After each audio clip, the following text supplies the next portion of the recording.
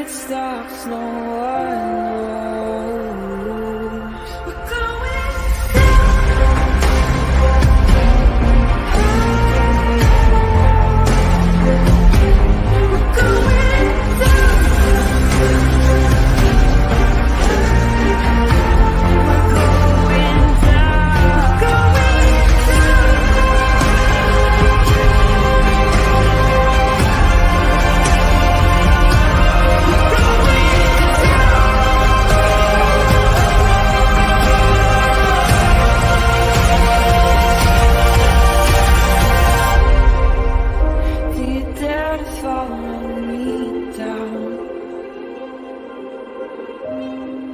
head into the unknown.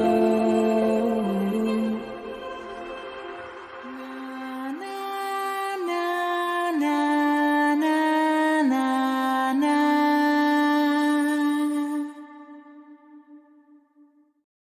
Hello, hello, hello, hello.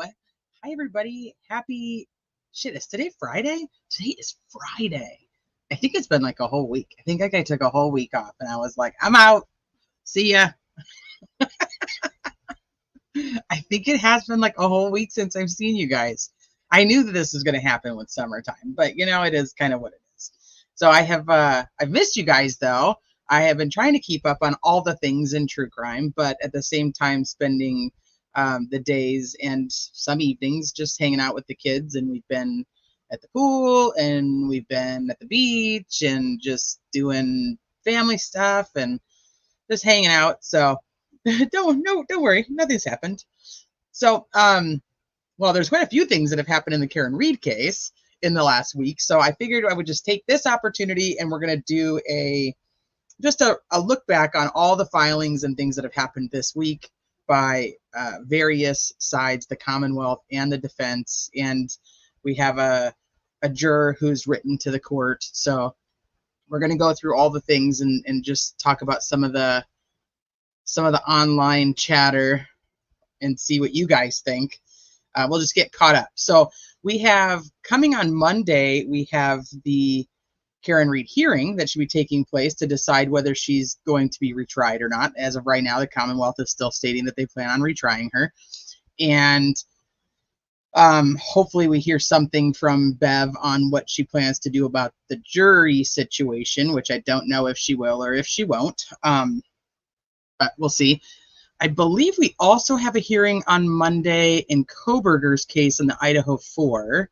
And somebody in chat will correct me if I'm wrong. So I think we have 2 hearings Monday. And then we have the jury selection starting for the next trial that I'm going to cover, which is the Black Swan trial out of Florida. Her name is Ashley Benefield. She is accused of killing her husband, Doug Benefield. She has claimed self-defense, but the judge has said that that will not be acceptable. But I'm going to go, I believe I'm going to do it Sunday. We're going to do a nice long live stream going over all the things that have to do with that case. I've got a whole presentation. So I have been doing stuff. I mean, I've never been just totally lazy. I've been doing stuff. I've been putting together a whole presentation on the Ashley Benefield case, but the Black Swan trial is what they're calling it. And so I've been putting a whole thing together for you guys on that. So I think Sunday we'll do a nice long stream just going over anything and everything that we need to know about that. So jury selection starts on the 22nd. It shouldn't be too long of a process. I believe we'll probably have opening statements by Wednesday at the latest, but it shouldn't even take that long. So it should be pretty simple, but it'll give you guys, if you don't know the case at all, it'll give you everything you know. If you know the case and you just want a refresher, it'll give you all of that. If you have information I don't have, then you can come in and share that, you know, all the same stuff. So so we're going to do that. I believe I think I should have this done tomorrow so I can do it on Sunday. So DB, do we have a hearing Monday for Idaho? I feel like I put that on my schedule and now I don't know. So we'll probably have 2 separate lives. Shannon's cover says she put in an emergency motion for continuance today on for Idaho. Ann Taylor did.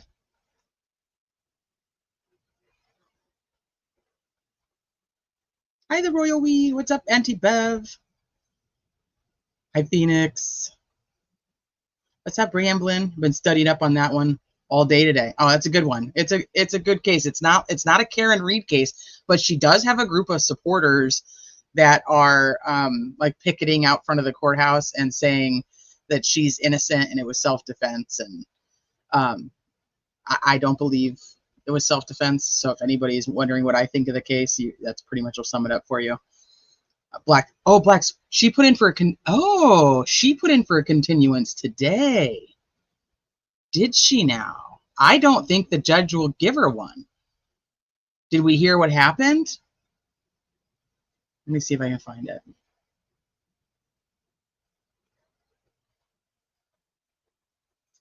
Okay. So not a continuance for the hearing for Idaho, just a continuance for the Black Swan trial.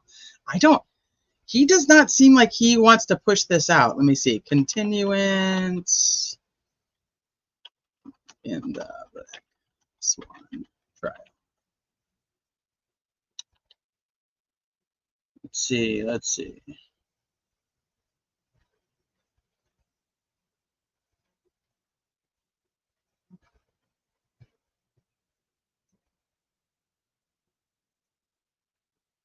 Hey, Carrie. Member for 4 months. What? And then you just gifted 10 memberships? Thank you. Welcome to all the new members. Thank you so much, Carrie. Okay, so I'll have to find that out. I just don't I did not see that happen today. I just would be really surprised. Because I've been watching all their pre-trial stuff, and he seems pretty adamant that he wants to go to trial.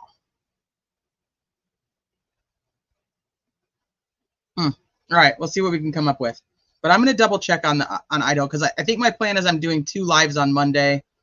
The plan of doing a long one on Sunday, 2 lives on Monday.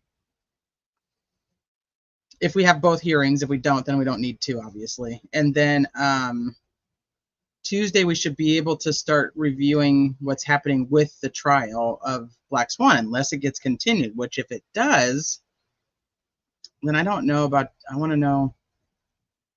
I'll look into it. If you guys figure it out while we're here, let me know. And no, it is hotter than crap here. Somebody just asked me how hot it was. Hi, Carla. It's hot. No, it's hot. It's hot here. It's super duper hot. That's why I'm like, okay, we're going to the water. Anywhere we can find water, let's just go. We're going to the water. And then one day I didn't put on sunscreen, so you can see a little pinkish. I matched my background.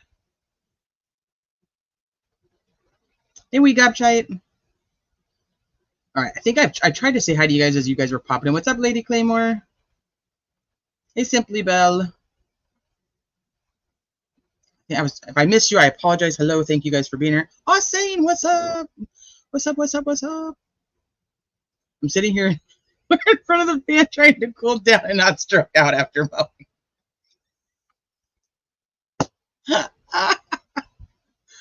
I have the fan. It's right there. So hopefully it's not too loud for you. You need some aloe vera on that. Yeah. See if I can make it change colors. My kids like to do that. They come and they put like designs on me because it'll change. Can you guys see that? I don't know if you guys can see that. There you go. It changes colors. You look a lot pinkish. I do look a lot pinkish. It's so bad. This is the only part that is like, the rest of it's fine. Okay. All right. Let's see. Where do we want to start? So we left off on, we had juror A, B, and C, and informant A, B, and C, and then intermediary B and C. So we had all of that. Let me pull these back up. Let's go back over here. And let's pull this up. So we're just gonna, some of this is, I know that there's been other channels that have done lots of streams on every filing as it's come out, which is, that's what I would do had I not been by the water. So some of this is going to be old news to you. Some of it might be new news. Some of it's just going to be just to hang out with me, and I get to hang out with you guys. So it is what it is. One of the members, and I'll let her say if she wants to, she actually went through and did a transcript of the entire jury instructions that Judge Bev gave. And let me tell you, it's extremely insightful to like actually read through and see the words. So I did have that up too, just in case we want to take a peek at that. So let's go to the first one. So last we knew, we had the motion to dismiss, or essentially for the Commonwealth to not be able to recharge it on recharge Karen Read on count 1 and count 3. Count 1 being, and we can pull them up again if we need to. Let me go over here so I did not have those ready to go. Count 1 is the second-degree murder. Very black and white. It had a guilty, not guilty box. Super easy. Could have been checked. I think that the jury instructions confused them. And when she sent them back out, she said to come back in when they had reached a verdict on all counts. I don't know if anything can come of it at this point, but it's definitely there. You can definitely see where there's some confusion. Okay. Oh. Let's see. Okay, so here's your offense 1, murder in the second degree, not guilty, guilty. We've gone over these. Oh, Joanna, there you go. That's why I was like, I didn't want to say that. Thank you for doing it. I was hoping you'd do this earlier today. Hey, middle-aged cat mama. That's great that you took the time off with your family first. I love them, and I want to be able to spend time with them. So I was like, you know what? There's not a ton happening that I can't take the break. So let's do it. Especially before the Black Swan trial happens, because that one I know is going to keep me busy. It shouldn't be a super long trial, though. We're not like talking like 10.5 weeks like this one. Okay, then we have offense 3, which is the leaving the scene of an accident resulting in death. Super simple. Could have been not guilty. Could have been guilty of offenses charged, leaving the scene of the accident. So that's those two. Then we get the confusing one. Just a friendly reminder, this is not the one that they changed it to. This is the one that they had originally, and Alan Jackson was arguing with Bev about how he thought it was confusing. So we only have the confusing one. We don't have the one that they ended up getting. If somebody did end up getting that one, let me know. Okay, thank you, DB. Yeah, but I haven't been able to listen to them all the way through, so I'm thankful that you're doing this. Oh, perfect. See, there you go. And some of them I haven't even been able to read all the way through. This is a boss move. I know, she did amazing. I was like, oh, man. Plus, it makes it searchable instead of like having to like go back and try to find all the crap. So this was the one that they said was kind of confusing, that she was going to change it. So the second offense would have been manslaughter while operating a motor vehicle under the influence. There was not guilty, guilty as charged, or guilty of lesser included, which was the involuntary manslaughter or the motor vehicle homicide, which is still a felony. Now, we're going to talk more about this one when we start reading through some of the court docs, because that becomes important. But as of right now, I just want you guys to be able to remember which one's which. So that's what we have. We'll leave them up so that we can see them. So we left off, and we had Juror A, who had talked to Jackson and said, hey, I was on the jury. This is who I was. I'm telling you, count 1 and 3, we had a unanimous decision, 12-0, that we were going not guilty on 1 and 3. They weren't even part of the discussion, that we were deadlocked on 2. And then we get Yannetti, who comes forward, and he says, we had Juror B and Juror C, who had talked to somebody else, and that person that they had talked to, so intermediary B and C, had talked to somebody else, becoming informant B and C, and they contacted Yannetti. So that one was a lot of hearsay. And now, as we go through, but this comes first. So but as we go through, we now have a juror. We have a Juror D and we have a Juror E. And I think we're going to come up with a Juror F from the Twitter sphere of Innuendo. It sounds like there's another juror that's already come forward, and we should be seeing possibly a filing on that. Why would they, 1, tell them not to fill out the form unless they get to a verdict for all 3? 2, why would the judge not ask if they were hung on all 3? I'm just baffled that they didn't want the specifics. And we can talk about that too. Travis had actually sent me a couple very interesting pieces of legal information that hopefully we have a chance, because I didn't the last time we talked about Karen Read. Hopefully we have a chance to do it. So this one is from the 12th. So this takes place immediately after the motion to dismiss on those two charges, saying, hey, that it would be considered double jeopardy. The Commonwealth should not be able to retry her on these 2 counts. So this is the Commonwealth's response to that. So that's where we're going to start, because it kind of goes from where we left off. I think I just kind of summarized everything that we had already talked about, and we'll start from here. Hi, Marshall. Okay, so Commonwealth, blah, blah, blah. Here comes the Commonwealth in opposition to the defendant's post-trial motion to dismiss her indictments for second-degree murder and leaving the scene after causing the death, as the defendant's motion is premised upon hearsay, conjecture, and legally inappropriate reliance as to the substance of jury deliberations. So they're like, we'll charge her with what we want. It's not going to be double jeopardy, but we're going to keep reading. All right, let me turn this off so that hopefully it can help with my internet issues. Hello, Spring. What with the BS of Buchanan investigating people who sent DMs and text to Proctor and McCabe families and search warrants for someone who is leaving ducks around town with Colin did it. Okay, so the first part I know. The second part I did not know. There's people leaving ducks around town with Colin did it. Are they really? Is that really happening? So I do know that Buchanan, somebody had actually recorded Buchanan and another trooper, yeah, that was even before the trial, that were going to people's homes and investigating who was sending DMs and text messages to the families. And like one of the girls had recorded it, and I think Turtle Boy probably put it out. But I didn't know about the ducks. If I did know, I totally forgot. There's like your rubber duck memes going around. It's hilarious. Okay, somebody dropped some of those in the criminality Karen Reed chat because I want to see them. Yep, some guy, and they served 2 search warrants on his house. On the guy who's leaving the ducks. Hi, Odie Doty. They served 2 search warrants on the guy who's leaving ducks around town? You've got to be shitting me. Who served the search warrants? Is MSP doing it, or is Canton PD doing it? I almost feel like it would be like a scavenger hunt, like to go find some ducks. It's like a duck hunt. Yes, I'm saying it is. It's totally like a duck hunt. Okay, thank you. Yeah, Hello Springs. Yeah, send it to me. Priorities, right?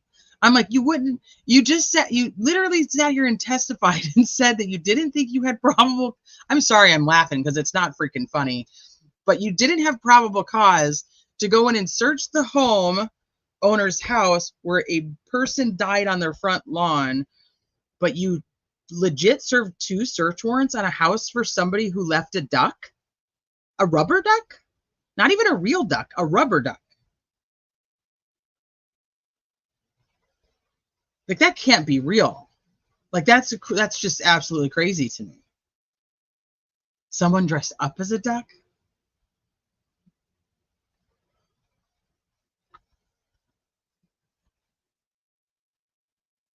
Who drives the Jeep? I believe the Jeep is Jennifer McCabe, if I remember correctly. Hi, Greenie. Ducks are a Jeep thing. Ducks are also a cheerleader thing. Oddly enough, like they give them out to like cheerleaders, like little rubber ducks. They've done it in Kaylee's gymnastics a couple times. It was Ernie from Sesame Street. Guy was passing out a bunch of ducks, but apparently there was one duck that had Colin Did It written on the bottom of it and left outside DNC Mediocre Pizza. MSP is on the case. No shit. Well, they showed that they were superstars when it came to finding taillight pieces. Yeah, that's true. I would hate to live in Massachusetts. Yeah, they're going to get him for littering. Okay, so I guess I'm going to have to find out more about this because so there's a guy. So he's not leaving the ducks around town. He essentially gave a bunch of ducks to people to leave around town. I got to know more about this.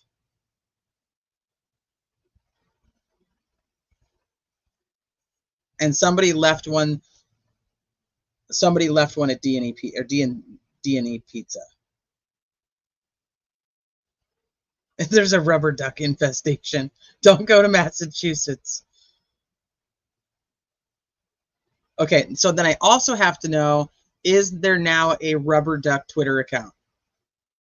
Because I mean, with this case, there has to be. I mean, we have a Chloe Albert one. There's obviously anti-bevs. I hadn't heard about the ducks. Okay, well, let me see. Hey, Crafty Chris. All right, let me pull up Facebook real quick so I can see. And this is how my lives end up not being short, because I go off on a tangent talking about freaking rubber ducks.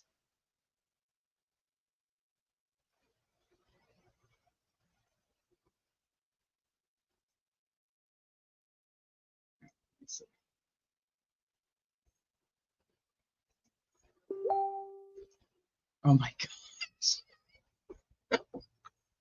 All right, hold on. I download it.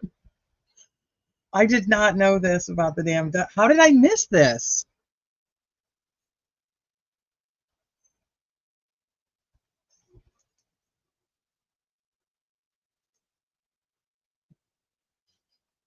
This is obviously not real. This is not real. This is somebody who just made a meme out of it or just photoshopped a picture. Aussie Insider. Okay, so Aussie Insider has a video about the ducks. Crafty Chris says I work in Milford, about a half hour from there. Please let there be a duck account. It's not even littering. He offers them to people and gave them one if they wanted the duck. That's not, yeah, it's not even littering. It's just a nice gesture. He's like, hey, you want a duck? Higgins has a Jeep also. Right. Higgins has the Jeep with the plow on it. Hi, Travis. Okay, let me see what else there is. I want to see, like, did anybody actually get a picture of did anybody actually get a picture of the duck that says Colin did it? Here's one other one. The cops are talking to the duck. This is so dumb. I'm so dumb. It's Affleck. Apparently there was people dressed up in freaking giant rubber duck suits. Affleck is a goose. Where is Goosey, by the way? Hi, Twist. Jackson's statement about it. If it looks like a duck, etc. Oh, that's true. I know. I want a duck. Now I kind of want to put a rubber duck in here, just for shits and giggles. I might put a little rubber duck in here. Let me see if Kaylee still has hers from gymnastics.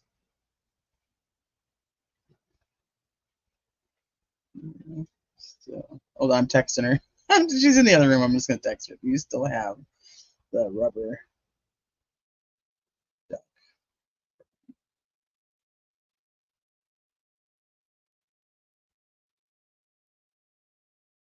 Let me see if she still has it. What the duck? What the duck? True crime bad girl. Okay, so I guess there's a situation with the ducks, and now I just don't understand how somebody's getting a fucking search warrant on that. That's ridiculous. We're gonna search his house. We're gonna do search warrants on his house, his car, or whatnot because the guy's out there handing out rubber ducks. That's just stupid. It doesn't surprise me. Oh, hold on. Here we go. So, yeah, we've got people that are scared of turtles and scared of ducks. These people should stay away from the lake. That's all I'm going to say. Okay, here we go. So, does only one duck have that on it, or do all the ducks have that?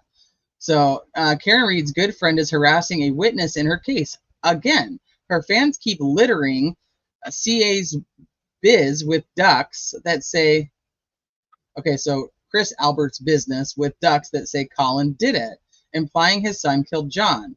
That is textbook witness intimidation. No, that's not intimidation. You might want to say it's harassment, but it's not intimidation. They're not trying to scare him with a rubber duck. I think that's where the joke comes in from Turtle Boy above. It's pressuring a witness to say what Karen wants to help her case. It's insane. So nobody's threatening Chris Albert with a rubber duck. So they are scared of rubber duckies now. Rubber ducky, you're the one. You make bath time lots of fun. She's not responding. Whatever. I'll go steal her duck later. Check the KR chat. Send the pic of Colin rubber. Yeah, I got it right here. Thank you. It freaking delay on StreamYard. Stupid. This is a thug duck. What the duck? It's not littering. I mean, I guess it would be, if you want to consider that it's littering when like they're just leaving it outside of there, but if he's not the one doing it and he just gave them out, I don't know. That seems weird. Hold on, I feel like I have a tiny person that's creeping up on me. What's up, dude? I don't know. It could be littering at the most. Let me see what else just came through.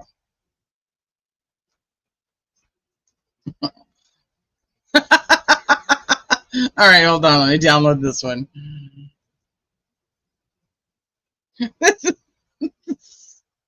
a freaking drunk duck. A carrot duck.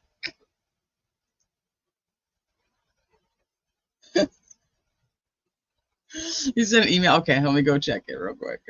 This is hilarious. Say hello to my little friend. He's got a little duck. I want this duck so bad now. This was so funny. And a little friend, and he's got a little tiny duck. That's so dumb. Oh, shit. Here, let me see. Thank you, Lynn. Okay, so 2 of FKR's finest ladies find it hilarious. Oh, gosh. Somebody's going to make a meme about me laughing about this, but this shit's funny. 2 of FKR's finest ladies find it hilarious to scatter rubber ducks across Canton with a 20-year-old's name written on them in Sharpie. This young man, who was only 17 when Karen Reed tried to frame him for murder, has a solid alibi. No. 8 witnesses confirmed he left while John O'Keefe was still at the waterfall, and his GPS data shows he was home when Karen Reed arrived at Fairview. However, this evidence doesn't seem to concern FKR, as it's scorched earth for everyone. Another FKR loon is actually wearing a rubber duck suit and harassing a family business in Canton, a family who was not even at Fairview the night Karen hit John. What a way to spend your Saturday. Oh, this is the rubber duck he's wearing. Said it's a Canton witch hunt. I think that Osane said it best. It's a Canton duck hunt. Let's be serious. I don't want to, there's somebody's, I don't know what that is. This one's Duck You. I didn't know there were so many funny ducks.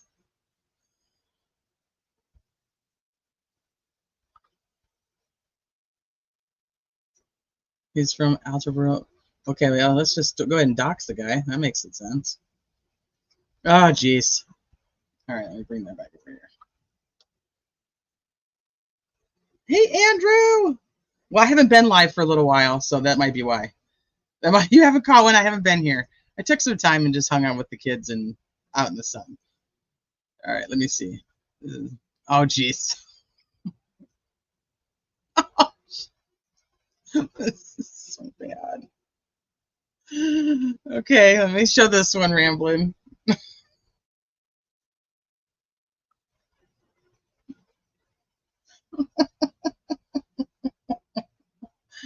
Look at his little ear. His little ear's got some gauze on it.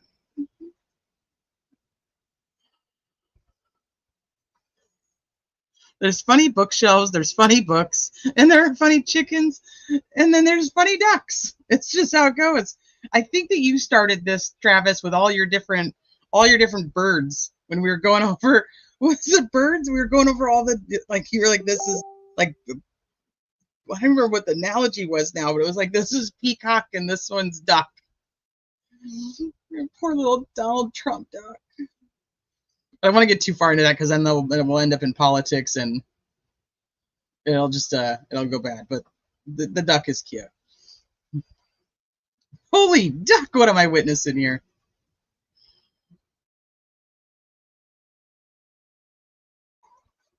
Poor little rubber duck. I like his glasses though. I want this one. This is my favorite. You guys like the clown? The clown one? This one's got this is a little badass duck over here. I like the Trump one, but I think I like the other Trump one better with the glasses. We got a little SWAT duck over here. I don't know what's going on with this duck. It's like a Marilyn Monroe duck. Oh, you got a couple SWAT ducks. Okay. I know. I'm like, I gotta go. People are gonna be like, what are you doing? I'm like, I'm looking for some rubber ducks. I'd rather have my daughter with Joe than Don, just saying. There's a SWAT duck on the bench. Yeah, SWAT's taking over. Okay. Kaylee, did you get my text? No. I asked you if you still had your rubber duck from gymnastics like last year. Did you keep that or no? My what? That's the little rubber duck. No. You didn't? Why? I wanted it. Why? Because I did. She's like, why? Why do you want a rubber duck? Yeah, we love Lucky. I probably do. I don't know. I now have a new duck I have to go find. I'm on the hunt for this duck right here. I'm on the hunt. I'm on the duck hunt. Freaking off saying I'm not gonna be able to get rid of that now. Duck, goose, and a coot. That's right. It was a duck, goose, and a coot. Yeah, but the witnesses initially said that Crusty Knuckles Albert was at 34 Fairview at all. Oh, that he wasn't at Fairview at all that night. So please forgive us for questioning the veracity of their ever-changing stories, right? So yeah, this is the like a still shot from the video with Turtle Boy and his girlfriend when they were leaving CF McCarthy's, which is right here next to D&E Pizza, and the whole crew had shown up because Colin Albert had seen Turtle Boy walking into CF McCarthy's and sent out for the troops to come. So they were all essentially waiting out here when Turtle Boy left CF McCarthy's. The ducks are not actually in that photo. Somebody put them there. Just want to make sure that we don't have, I'm clarifying everything as it goes out. Andrew, thank you. Oh man, this whole thing's going to be green. What? The fan is spreading BS. Everybody duck. This is it's so silly. This is just so silly.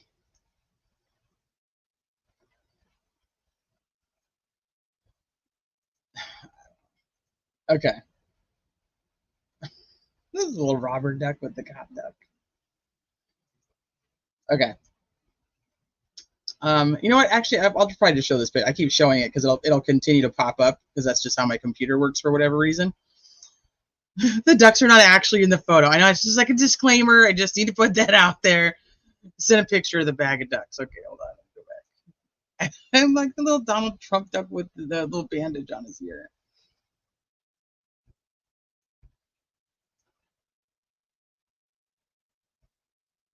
Oh, Lynn, that's a good shot. Thank you. Okay, so here's the rubber duck. And so he's got a bag. He's got a bag of ducks.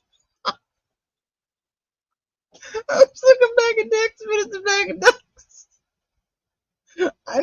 I cannot make it through. This is why I can't do short lives on this case. This is just so silly. This is so silly. Look at his bag of ducks.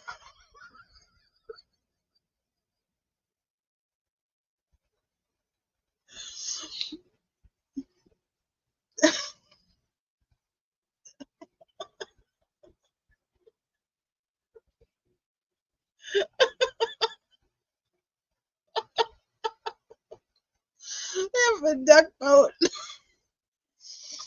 Oh, duck solo cop. Hi, Lee. Hi, Casey. My current avatar is a ducky pinned to a tree on a trail I was walking. This is cracking me up. You better be careful that they might think that you put the duck on the tree, and then they're going to come with search warrants to find out if it was you and to make sure that you are not allowed to litter ducks. You can't just go around littering ducks. So all the people who put ducks on the Jeeps, you guys better be careful. You're going to get your whole house searched. There's gonna be a duck in the box. There's gonna be a duck in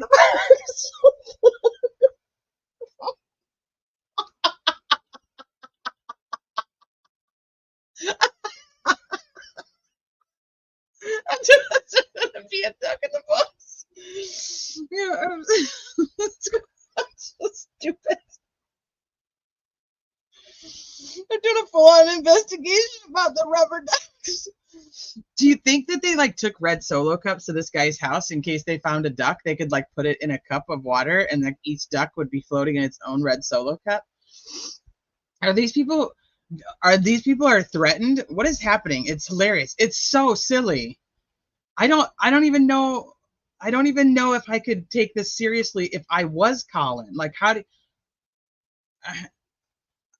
I'm assuming that it has to do with like they feel like this is like just like another straw that broke the camel's back kind of situation. But seriously, this guy is walking around in a fucking duck costume with a bag of ducks.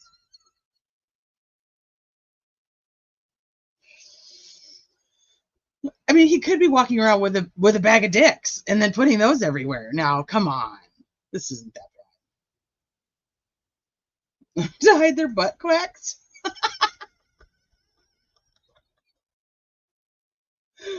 Oh shit. Hi, Laura.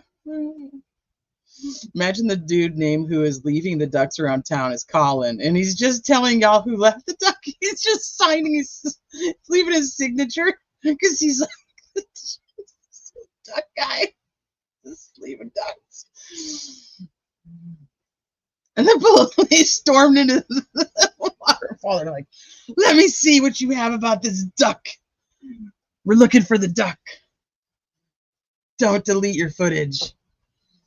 Okay, hold on. You said that you had to do it on TikTok? Okay. Oh, I'm not going to show that. Or let me see. Let me pull up TikTok real quick. I don't even know if I'm signed into TikTok on here. Oh, yeah. Okay, let's see. I'm not a good TikToker.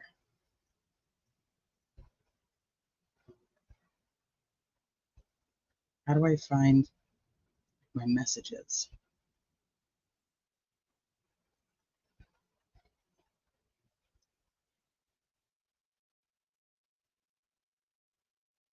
Let me see if it's here. Is this where it would go?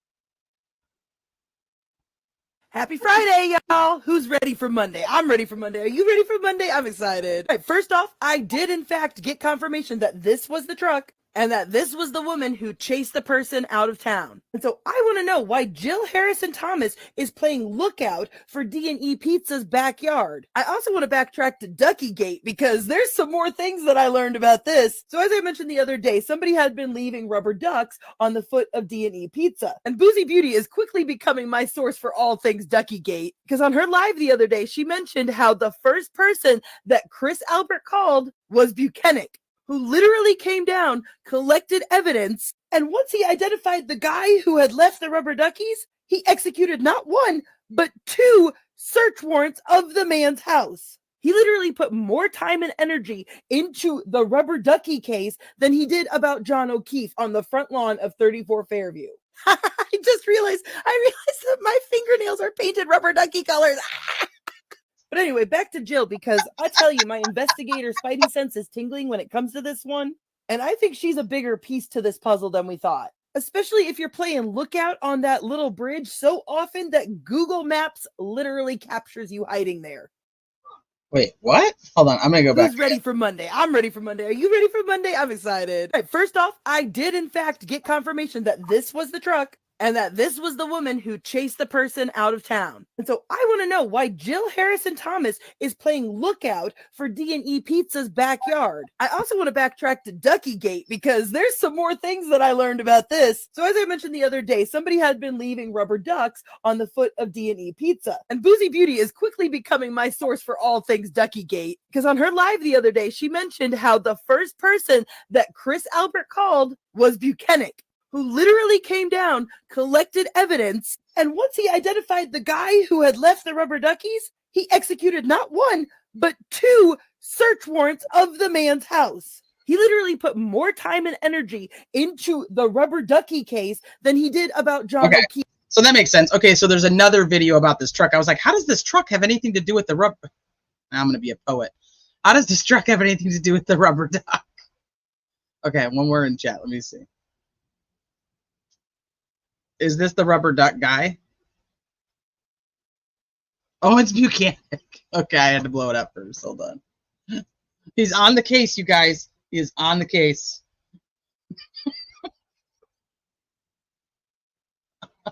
I'm sorry, but this is just so silly. I can't help it. And people are like outraged over it. Like, how do you get so outraged over rubber ducks? I just think that's just silly. I'll have to look at her other videos. I've seen people post her stuff on Twitter, but I don't typically watch a lot of TikTok, because when I do, it's like one of those rabbit hole-y kind of things, and you just end up kind of swiping, and then you're just like down all the things on TikTok, and then I'm like gone for an hour, and I'm like, what the hell just happened in my life? So I typically avoid that. Okay, so apparently there's a scandal with the rubber ducks, and but not to worry. Trooper Buchanan is on the case, and he will make sure that the culprit goes to prison for the rest of his life for leaving a rubber duck at D&E. So, I mean, I guess if you're the owner and you can just call the troopers, who typically are in charge of nothing to do with Canton police investigations, unless it has to do with a unattended homicide. That is the stupidest shit. Like, what a waste. They have gone completely and just wasted so much time on doing the dumbest shit when it comes to anything to do with this case. They have so much wasted taxpayer money. It actually physically makes me ill for Massachusetts taxpayers. Wait, oh, he went today and went to a woman's house today to question her about her communication with Jen McCabe from a year ago. He be posted within the last 2 hours. Okay, let me go see that. So I know before Buchanan had gone.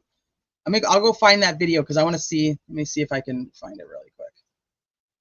Because I know that he had previously posted a video, like it was before the trial.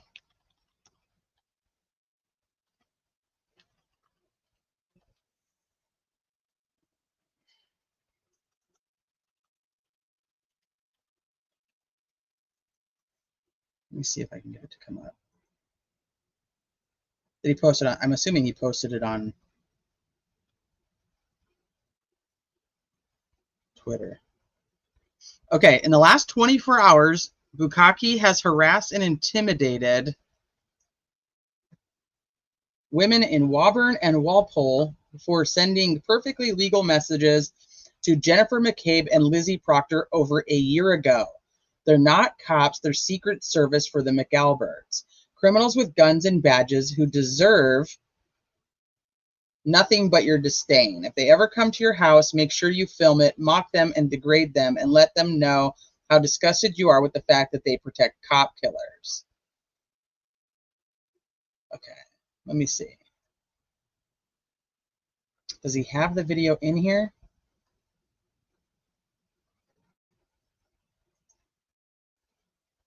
Okay, here's that one. That's the get the fuck off my lawn from Proctor. That's a bunch of other shit. Pop-ups. I don't want that. Here. And think about the information that's being, shared with you. All right? See, Again, so am I right or am I wrong about you learning that on the internet?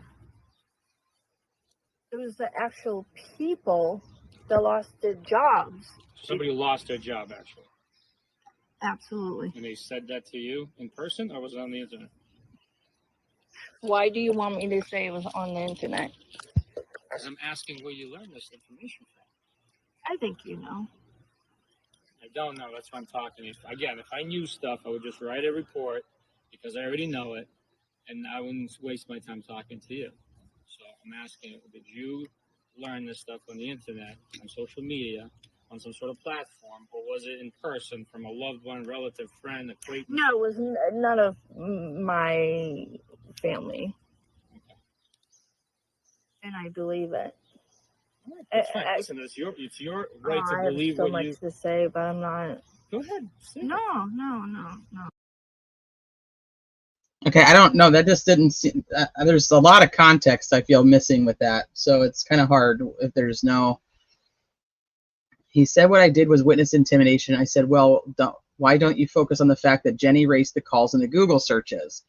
I knew if I didn't shut up, I was going to end up in jail because he didn't like what I was saying. When I saw him get out of the car, I started laughing and said, oh, wow, I know who you are. You're Sergeant Bukkake.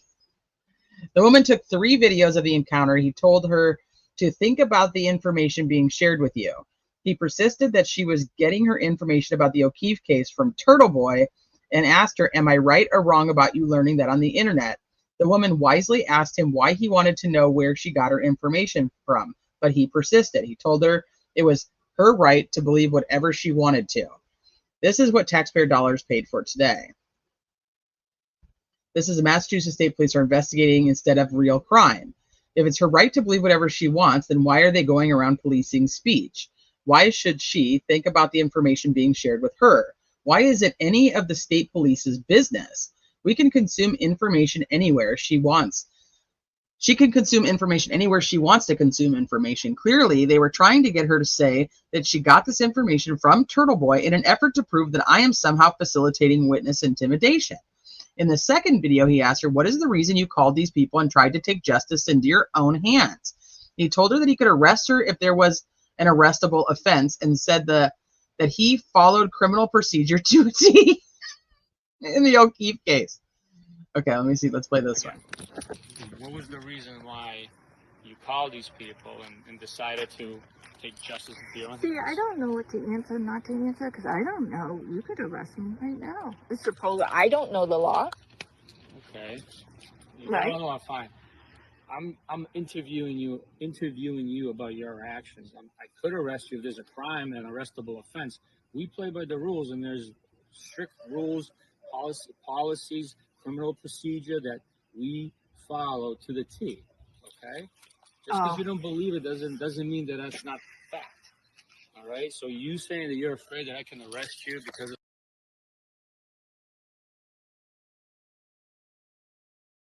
Okay, hold on. I had to unmute myself. Hey, Water Loving Dog. Way to prove that there is no corruption at MSP. I know, right? They went to 2 different houses. He's going through the phone to crack the case, but really hoping to get access to Playbird magazine or Only Birds. Only Birds.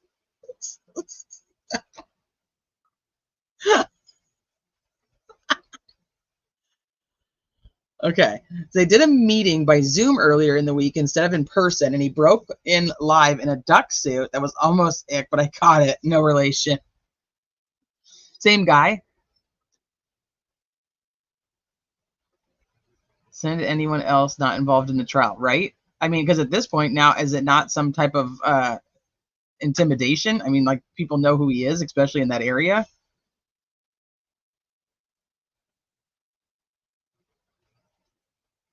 I'm reporting this channel. Bye. Bye. Bye-bye. Go away. Go away. See you later. Go find yourself a duck. A fucking duck. Okay, let me go back. I don't give a shit. Don't even worry about it, Lady Claymore. Hi, Mother Dragons. Okay. They're going to report my channel for reading Turtle Boy News, apparently.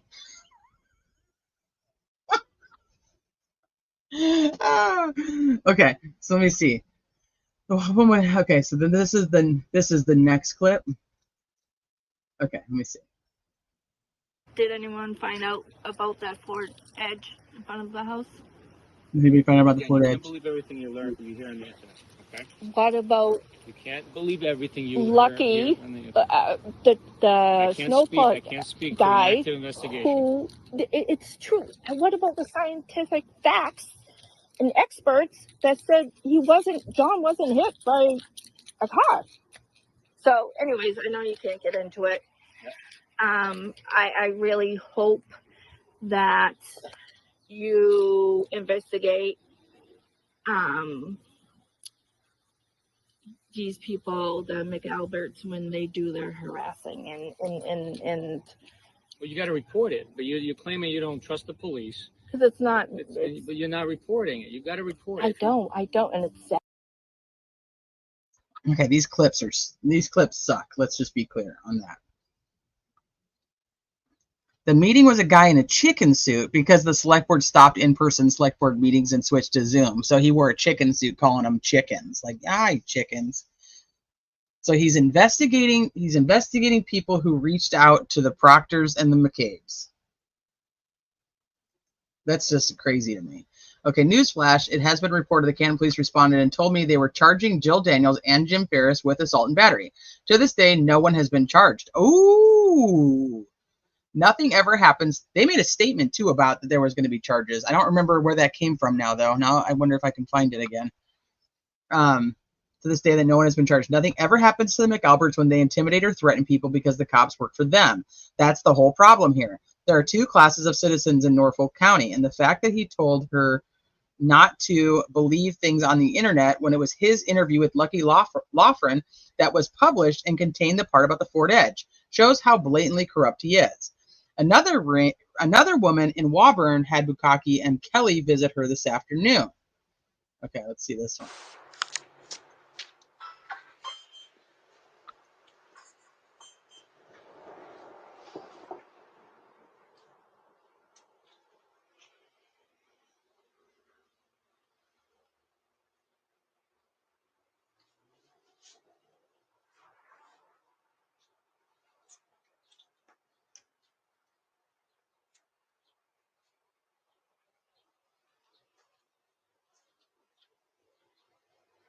I'm just standing there.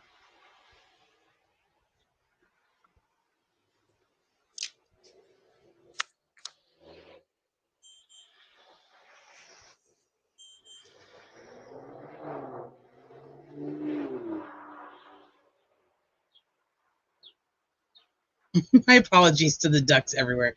You owe the ducks an apology. I would answer the door if I saw them outside. I don't know. I might. I'd have a nice conversation with them. But, I mean, right now we're just looking at a ring camera of nobody actually talking to them for 1 minute and 30 seconds, it looks like.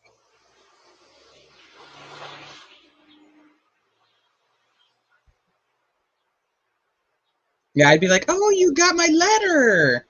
You came to tell me how the hell you didn't pay attention to the fact that you weren't saying that it was inverted. I attempted to send you my clip recording I took on my phone while watching John in his chicken suit. I don't know if it's going to go through. Okay, I'll take a look. Okay, so this is just, hold on. Is this the same area? Okay, yeah, there's the patio set. So it's still the front door. It's out by the street. That's somebody, like, that's a weird recording. That's still them in the front. This is just some screen rips. Her crime, she sent these Facebook messages to Jennifer McCabe over a year ago. Well, how do we, how do we know that that's what they were there for? How do we know that that's what they were there for? Sad that you had a part in this. That's a sad fucking picture. This is not how we should remember him. God, Jen, you literally don't have a soul if you think this is okay. Speak up. Speak the truth. This is how J.J. O'Keefe should be remembered. Really, Jen, your justice for J.J. Page with these posts are so pathetic. People shouldn't have murdered him, and you shouldn't have Googled how long to die in the cold. God, it's pathetic. Not only is nothing about these messages illegal, everything she said was factually correct. Jennifer McCabe did Google how long to die in cold. She did help murder John O'Keefe. She did help frame Karen Reed. But because the woman said speak the truth, the state police sent their Gestapo to her house to intimidate her about witness intimidation. They hate it when you tell the McAlberts to tell the truth. They call it witness intimidation because they know that the testimony they provided isn't the truth. Therefore, telling them to tell the truth, telling them to change their testimony. Newsflash, it's not a crime to tell people to tell the truth. It's all I've done, and for what I was charged with 19 felonies and put in jail for 60 days. Bukaki and Company aren't police who serve the citizens of Massachusetts. They are the Secret Service for Elizabeth Proctor and Jennifer McCabe.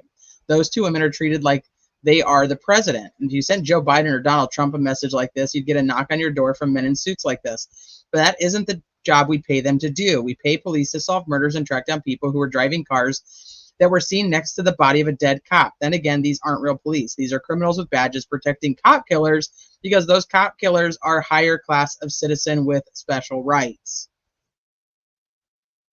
Okay. I don't know how he would know or how she would know without answering the door or talking to them what they were there for. I think we can assume that might be what they were there for, but I don't think you can. Maybe they were there to sell Avon.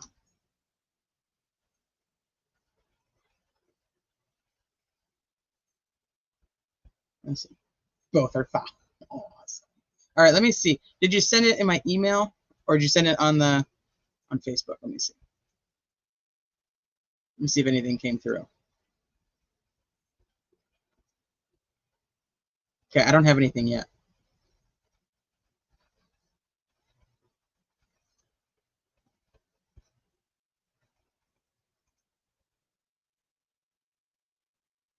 Okay, it hasn't come through yet, Sherry.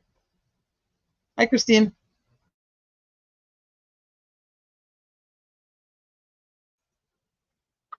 I'm trying to figure out, I don't know. They're way too old to be Mormon missionaries.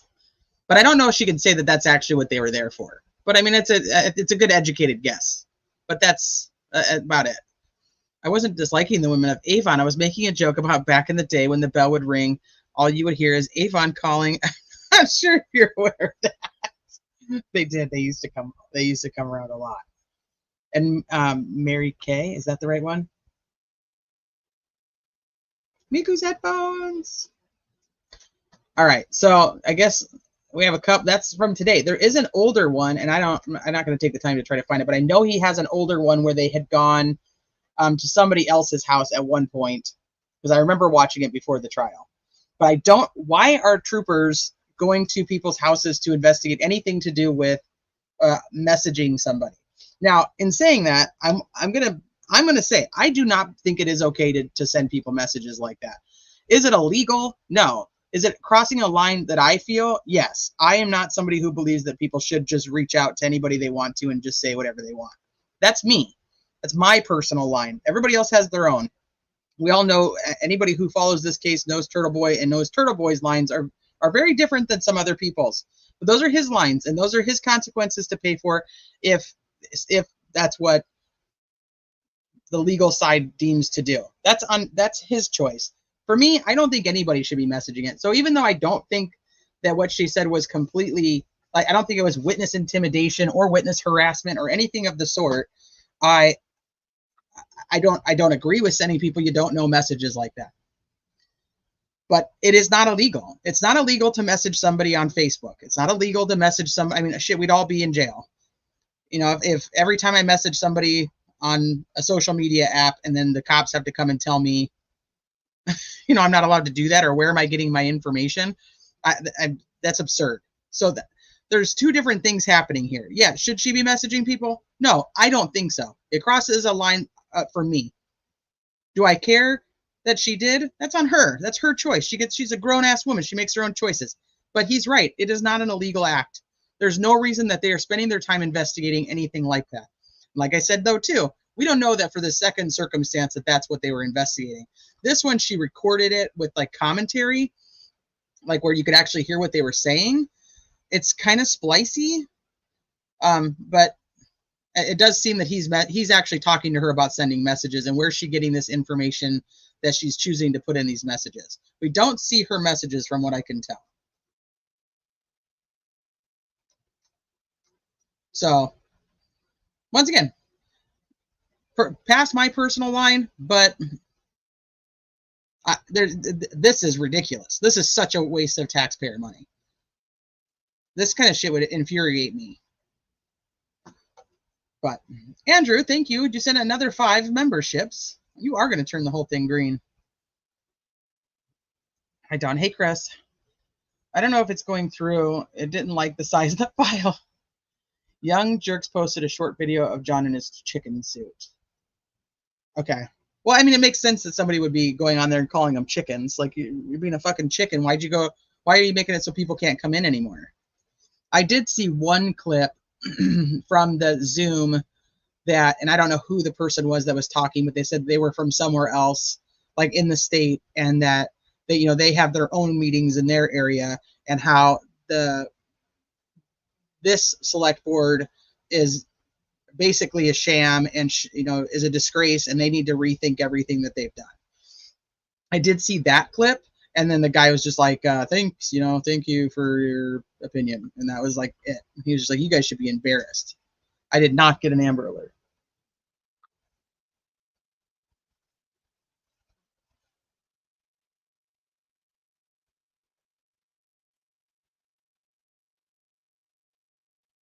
Nope, I just looked again. Pink Cadillac. Yeah, so if he is actually there to talk to her about those messages, which I said, I mean, he could be there to talk to her about something completely different. We don't know. So I'm not gonna just buy a narrative that's being sold. I mean, is it, if you have no other reason for these people to be coming to talk to you, is it a good educated guess? Probably, but without more, I won't say that that's actually what they were there for. I don't think we can. So, okay. But no matter what, this is such a waste. Okay, let's go back.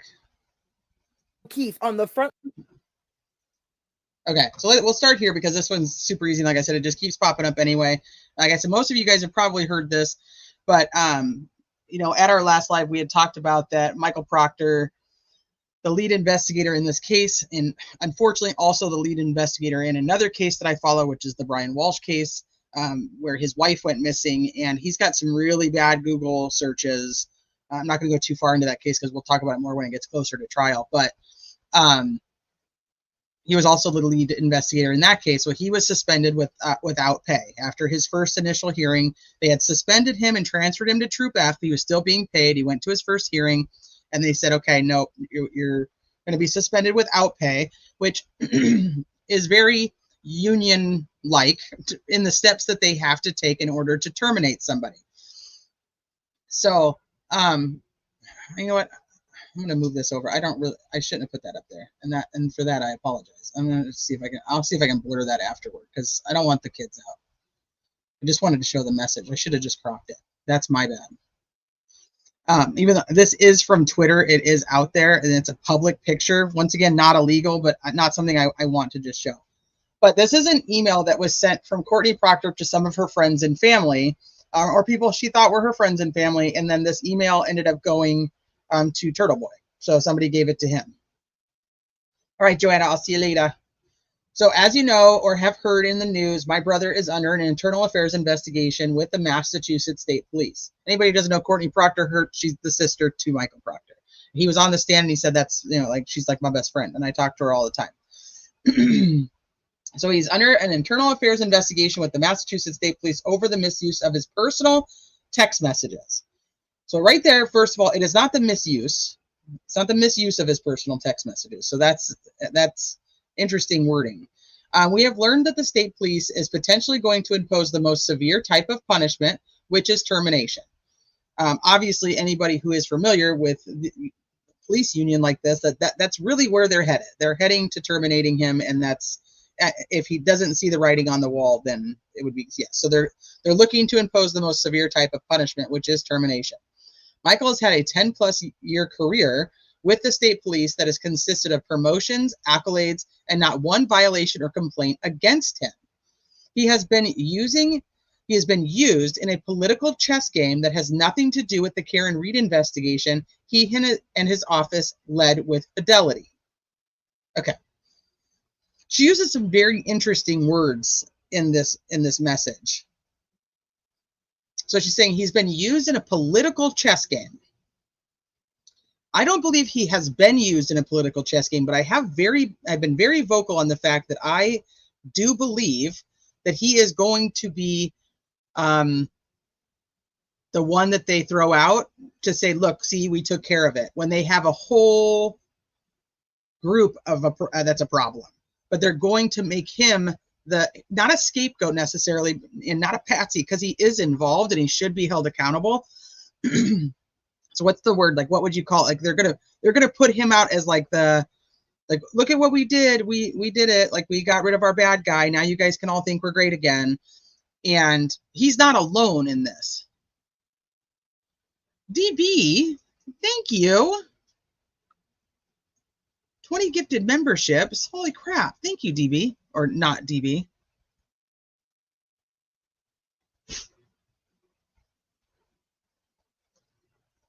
Oh, the vacuum cleaners, door to door. You guys are still talking about the door to door. You didn't gift yourself one.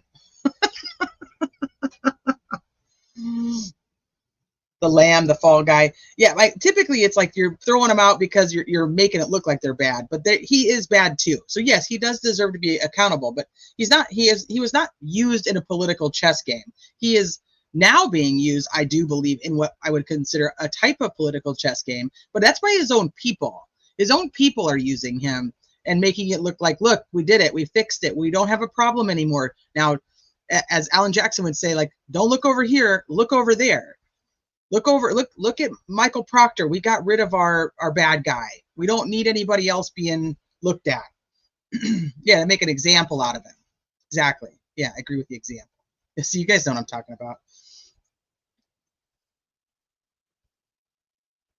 I wish they'd stop talking about Proctor in his text messages. He was the lead investigator and botched the case.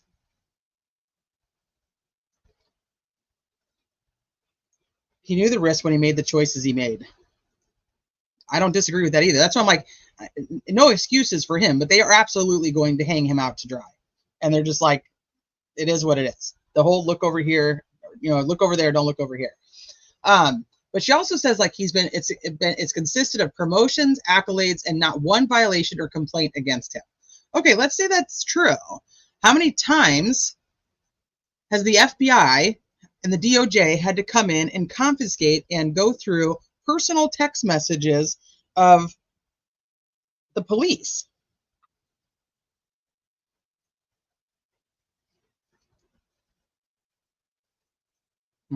That would be a scapegoat, which is biblical. But is a scapegoat, I thought, was like the guy who didn't do anything wrong and they blame it on him? Or is that just more patsy? I don't know. Whatever. My analogies suck today, Travis. I'm out of practice. I felt like everyone's big sister. He showed up to take some bullies to task the other day. I expected no less. I'm like avoiding that topic like with a hot, like it's the plague at this point. So I just think that she's like the misuse of his personal text messages. It's not misuse. I think that this just downplaying what he actually did. I'm trying to help push an email campaign to the governor and the colonel of the state police ahead of Michael's IA interview next week, where we learn of his final punishment. Please help, which should be this week. Please help by mailing Governor Healy and Colonel Mon.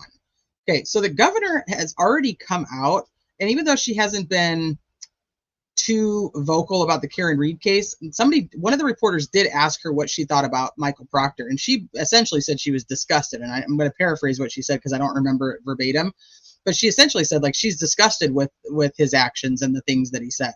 So I'm not sure that writing to the governor to stop him from being terminated is going to help.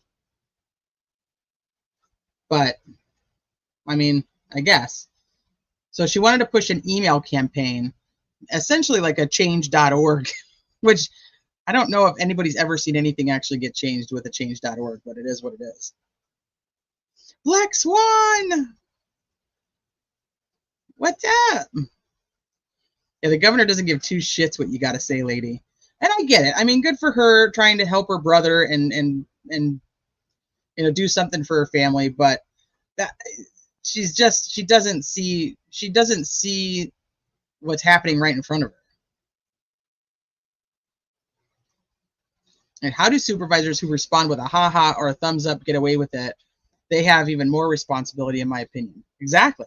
But you think that Buchanan is going to be held accountable for any of that? Nope. He's going to go, I mean, maybe this is his punishment. They're like, you're on McCabe duty.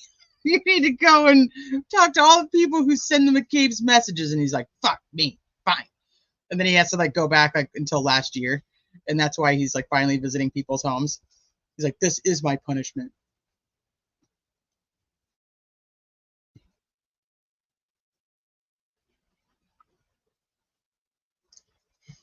Okay, go to work. I'll see you later. Thanks for stopping by.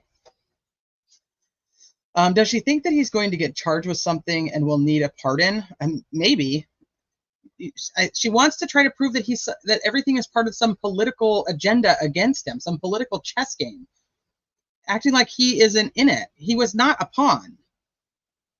He was an active participant.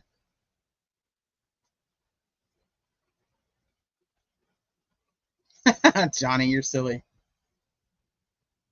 Well, that's why they're just going to throw him out, and they'll just be like, nope, we're going to keep the bigger guys, the ones who have more control, like Buchanan and a Tully and a, what is the other one's name? I can't remember now.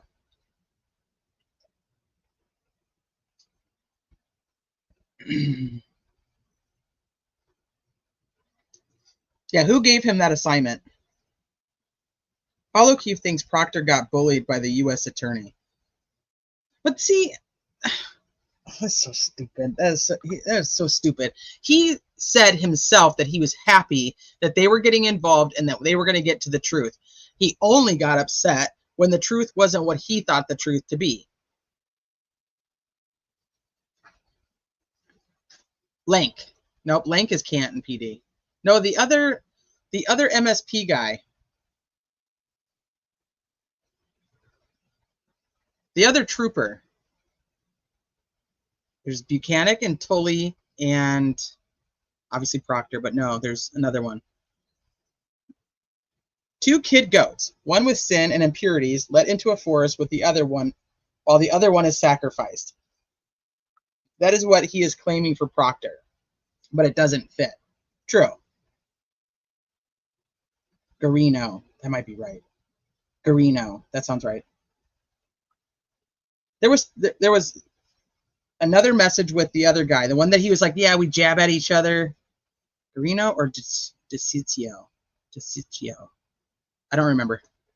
I haven't seen Paul since his little media tour that like the day after Mistrial. Where's he been? Remember, he's going to be more vocal, so we should see more of him. We should absolutely see more of him.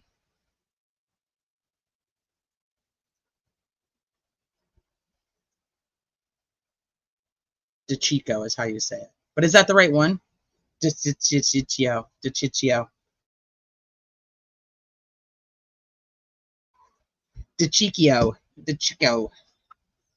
All right.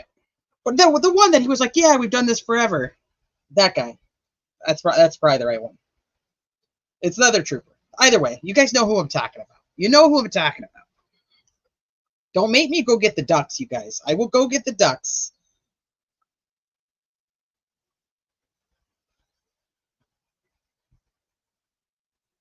Miku's headphone says, we shouldn't see more of him. I don't want him embarrassing himself while grieving. Yeah, it was tough. I don't think he got the response in the comment section of that he thought he was going to get.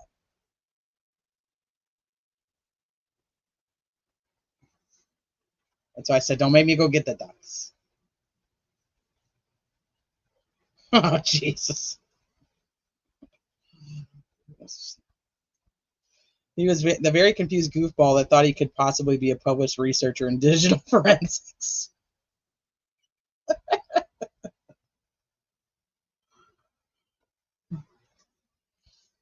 He did. I know. It's pretty sad.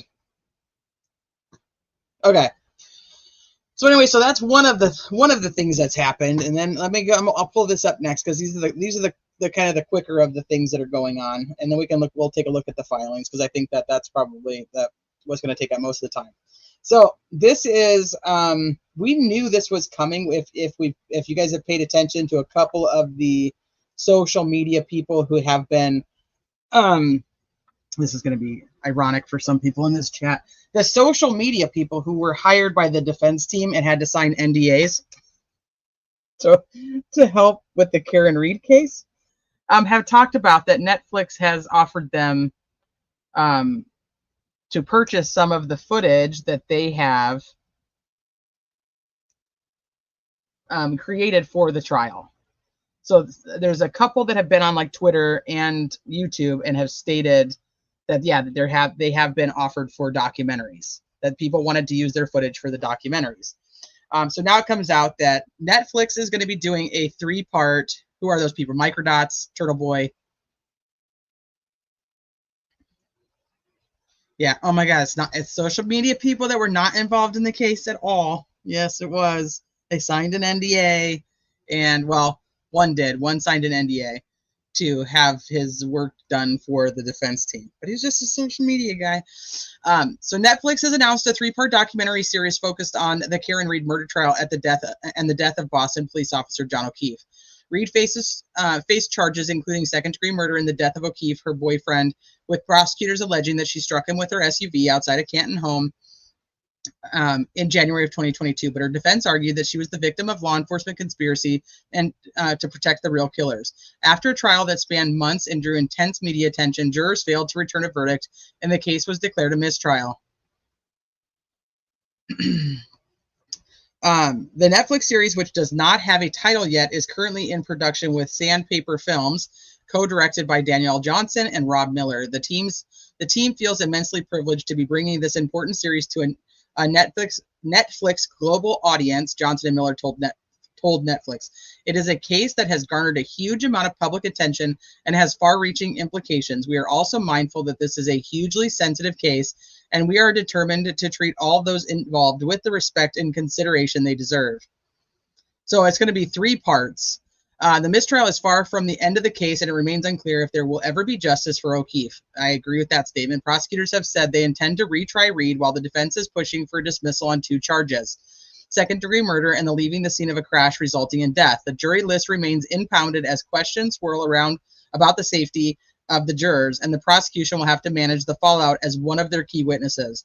Former state police lead investigator Michael Proctor was suspended without pay for his conduct. Netflix has not provided a release date for the documentary series. So 3 parts. It reminds me a lot of the Murdoch little series that they did. I don't know if, I mean, they really, really pushed with that series, like Murdoch's Guilt. And then, so I'm interested, but they did, and that's another thing. Netflix did purchase footage from a guy on YouTube for the Murdoch one that had done like flown over like drones and stuff like that. They purchased his drone footage for that docuseries. So,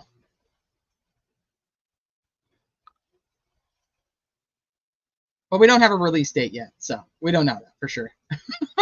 Not yet. Surprised Netflix is actually paying them. They usually just yank all the content and never pay. I know when they did the Shanann Watts one that people from YouTube, like they're just like the regular, like if somebody just clipped me right now and used it like as a fair use, they did do that. But there was also people who had actual footage of certain things, and they did pay those people for it. So it was a little bit of both. But sometimes if it's under like a fair use, I mean, Netflix can still do the same thing.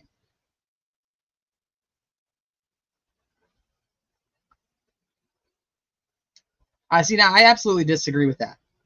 I don't believe I'm part of any cult, and I absolutely think justice should be served on the correct thing way. We have people who think she did it, and that's fine. You can absolutely think she did it. If you've ever been to this channel, I don't care what your opinion on the case is. I just care about your opinion and sharing it with other people. But I personally just disagree. I don't feel like I'm a part of a cult. I feel like I believe the expert witnesses that had nothing to do with either side, and they came to their conclusions on a very unbiased, factual basis. That to me is really hard to just ignore. I don't know how you can ignore it. So that's where I'm at with it. So anyway, okay, so we now have,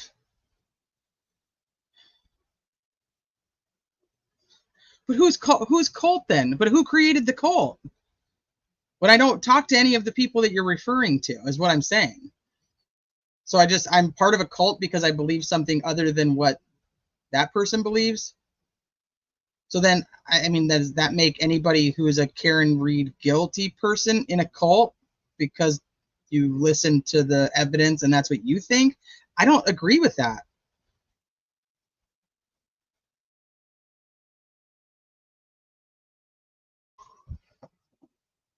I mean, here's another thing is I don't go to places that have an opposite opinion of me and try to sway my opinion to them like a cult person does, or to tell them how bad they are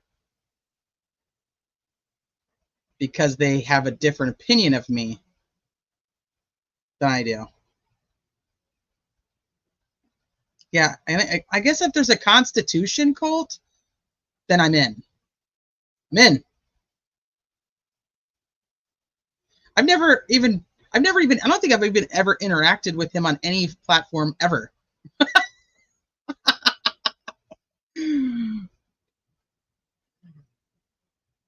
Yeah, I don't care. And I was on the fence. I was a fence sitter. Let's do it. We're going to start the Constitution cult. That's what we're doing. That's where we're going to live. So yeah, I'm in the facts cult. Like, I just don't get it.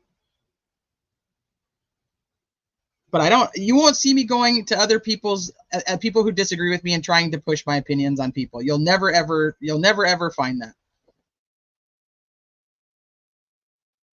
I don't want to silence anybody. You can absolutely have your own opinion.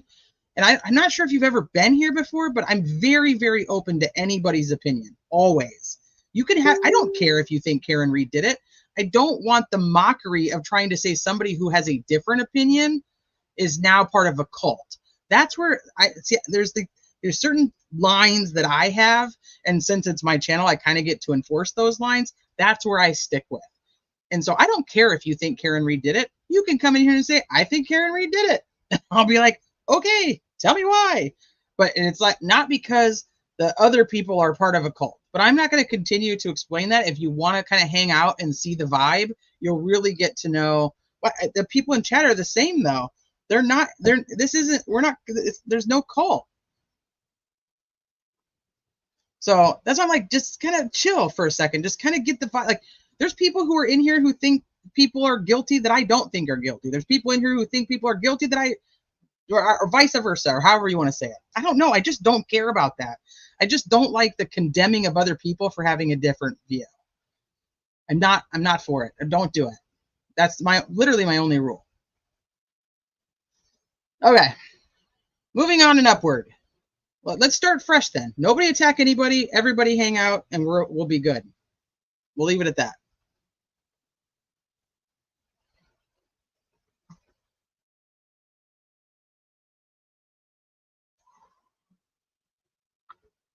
I like balance, though, KO. You know me. I do. Well, if we were part of a cult, we would surely be watching our leader. See, don't. Well, I am your leader. Hold on, I got to do it. I am your leader. Just a reminder, our friend Travis told us in another chat that using you in sentences can lead to inflammatory stuff. Oh, Travis is pretty smart like that.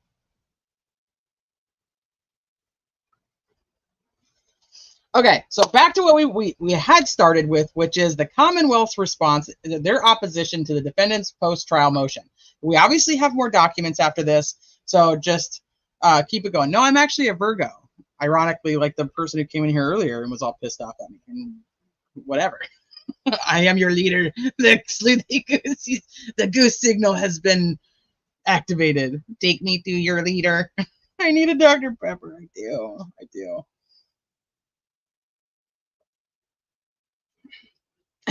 6 months ago, I was like, oh my fucking God, T is such a fence sitter. Now I'm like, thank God T is such a fence sitter.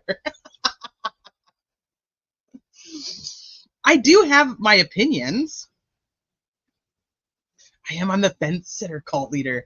No, I'm a 9/11 baby. I'm smack dab full on Virgo.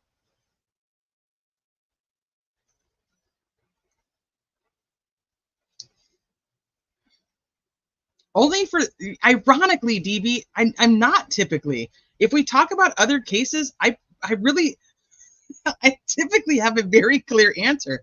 For whatever reason, with these two damn cases, Delphi and the Karen Reed case, I'm like, nobody could get me on the other side. I just couldn't go one way or the other.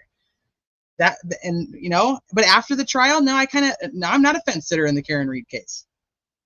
So, but Delphi, I still am. But if you want to go back to Koberger, we can talk about that. We can talk about Murdoch. Dr. Pepper is my primary care physician. Absolutely, Hammy. Oh no, keep the turtles. We love turtles.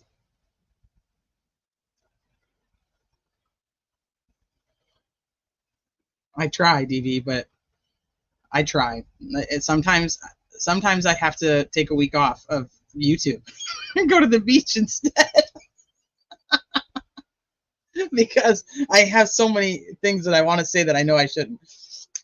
Okay, back on track. So now comes the Commonwealth in opposition to the defendant's post-trial motion to dismiss her indictments for second-degree murder and leaving the scene after causing death, as the defendant's motion is premised upon hearsay, conjecture, and legally inappropriate reliance as to the substance of the jury deliberations. Further, contrary to the defendant's claims throughout jury deliberations, the defendant was given a full opportunity to be heard.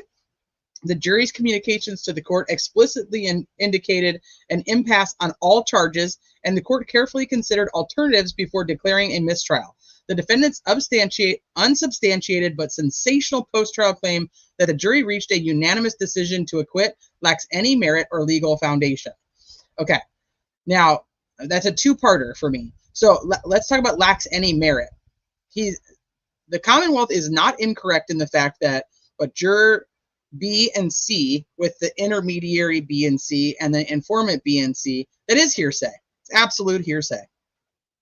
Now, merit when it comes to juror A, and we haven't got to these yet, but let's talk about juror D, juror E, and then potentially we also have a juror F coming. By saying this, you're taking away what you actually asked the jury to do, which is you're going to entrust them to make this decision.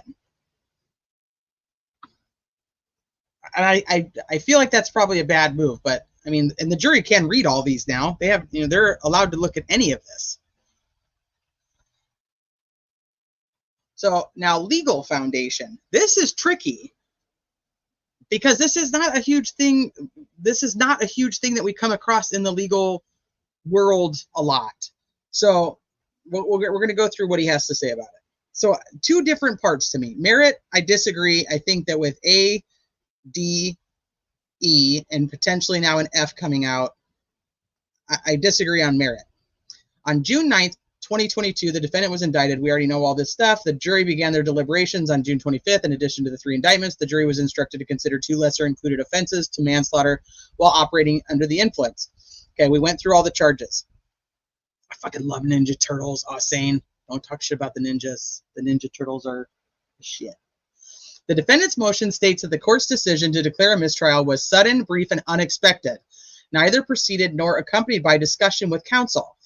This is where I knew they were going to go with this, because when the jury was coming in with the questions previously, like before the actual mistrial was decided, she was giving both sides the opportunity to talk. And okay, so what do you think? And what do you think? And it's ironic because Lolly was the one who was like, no, they need to stay. They cannot leave. They have a certain amount of time. They've only been doing it for this amount of time, blah, blah, blah. And Yannetti was the one that was like, dude, like they can't make a decision. Like, let it go. And I think that might come back to bite them in the ass because they were saying that pretty consistently. But upon the time that she comes in and actually rules the mistrial or declares the mistrial, then she doesn't ask them their opinions on anything. She reads the note aloud, and then she turns to the jury and she says, and I'm not going to do that to you folks. You're done. I'm declaring a mistrial. So she doesn't give each side a chance to speak. So this is correct and incorrect at the same time. Now, what ramification does that have legally? I don't know. So yet the defendant's motion supporting affidavits of counsel inexplicably omit the full opportunity the defendant was given to be heard and the defendant's consent to the mistrial. There was no consent on that particular time, but they had consented already. Beginning on Friday, June 28th at approximately 12:15, the jury sent a note stating, "I'm writing to inform you on behalf of the jury that despite our exhaustive review of the evidence and our diligent consideration of all disputed evidence, we have been unable to reach a unanimous verdict." Not unanimous verdicts, let's be clear. At that time, the court requested argument from the Commonwealth and defendant as to whether the jury had engaged in due and thorough deliberations. The Commonwealth responded that the jury had not had sufficient time to deliberate and requested the jury be instructed to continue their deliberations. On the contrary, Yannetti argued, "We believe that there was sufficient time. We're done. We're done." And advocated for the jury to be declared deadlocked and provided the Tui Rodriguez instruction. Attorney Yannetti stated the word exhaustive is the word that I think is operative here. They're communicating to the court that they've exhausted all manner of compromise, all manner of persuasion, and they're at an impasse. You know, this is a case where the jury has the legal instructions. They've only really asked one question, which was try to get a report that they were not allowed to get. And I think the message has been received that the evidence is closed and they won't be getting anything more. They've been working essentially nonstop over the last 3-4 days. We're approaching a weekend. They didn't come back with this at 3 o'clock or 4 o'clock. They're at 12 o'clock and they have nowhere to turn.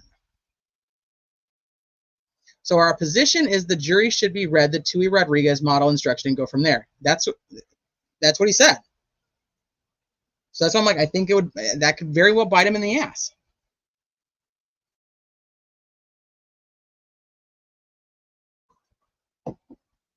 I don't understand why nobody in the jury, especially when we're hearing that there's some confirmation that one of them is an attorney, I cannot wrap my mind around that they would not have been like, are we supposed to do this on each separate one?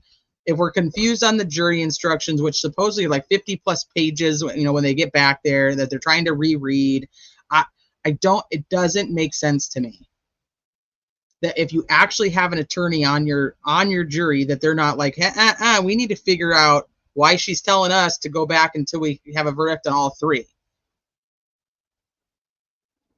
I mean, if she's an attorney, it doesn't mean she's a criminal attorney, but I mean, she still had to go through law school.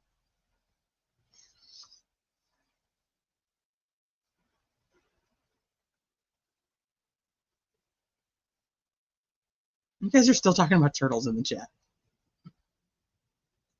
The Bev told them not to fill out the verdict sheet at all until they were unanimous on all charges. That's the issue.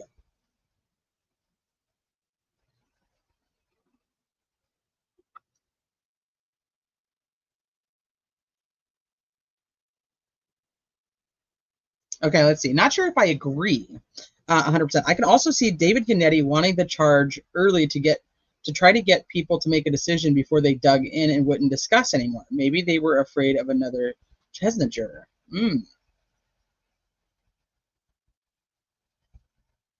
Interesting. But I am confused why not the judge nor any of the attorneys wanted clarification if they couldn't reach an agreement on all the charges. We talked about that right after the fact that it happened. Like there was no clear. So if there was no clarification, we had to interpret that they had not made a decision on any count.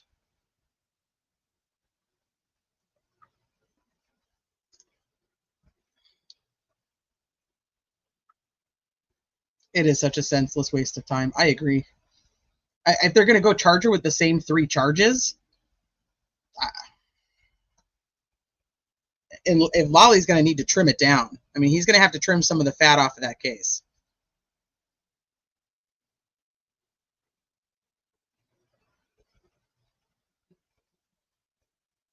You don't really learn about that until you do trial practice? Well, I'm not an attorney, and I know it.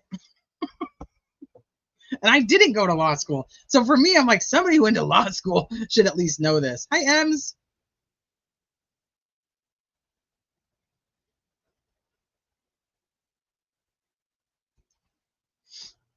Okay, so they go through all the TUI instruction. The court ruled that the given length of the trial, number of exhibits, and complex issues in the case, there had not been due and thorough deliberations, and instructed the jury to go back and continue deliberating. On Monday, July 1st at 10:45, the jury sent another note to the court stating, Judge Cannoni, despite our commitment to the duty entrusted in us, we find ourselves deeply divided by fundamental differences in our opinions and state of mind. The divergence in our views are not rooted in lack of understanding or effort, but deeply held convictions that each of us carry, ultimately leading to a point where the consensus is unattainable. I know it was. I know. That's why I chuckled at myself. We recognize the weight of this admission and the implications it holds. See, that's problematic for the defense here, in my opinion. Following receipt of that note, the court again inquired of the Commonwealth and defendant as to whether there had been due and thorough deliberations. The Commonwealth argued that although the jury had been deliberating for approximately 22 hours, given the length of the trial and number of witnesses, the jury had yet to engage in thorough deliberations. Attorney Yannetti again sought the Tui Rodriguez instructions, stating that the jury had come back twice, indicating essentially that they are hopelessly deadlocked.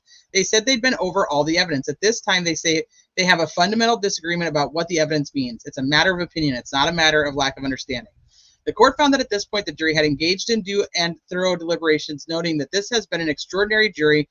The court indicated it had never seen a note like this reporting to be at an impasse.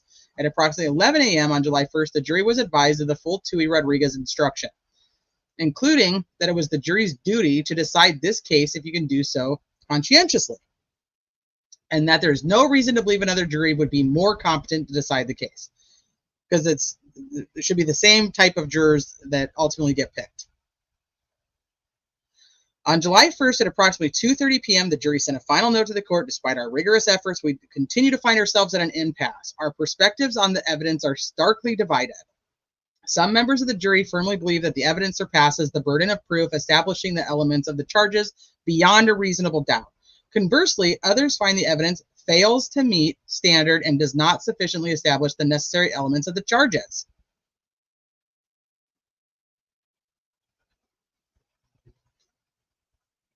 Others find the evidence fails to meet this standard and does not sufficiently establish the necessary elements of the charges.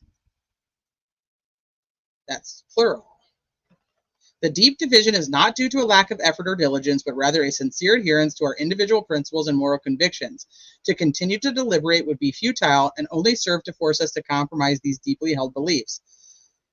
Following receipt of the court discharged the jury and declared a mistrial. Okay, hold on. I want to look at this one more time. Despite our rigorous efforts, we continue to find ourselves at an impasse. Our perspectives on the evidence are starkly divided.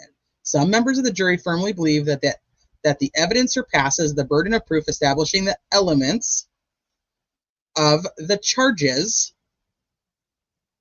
beyond reasonable doubt. See, charges. This is plural.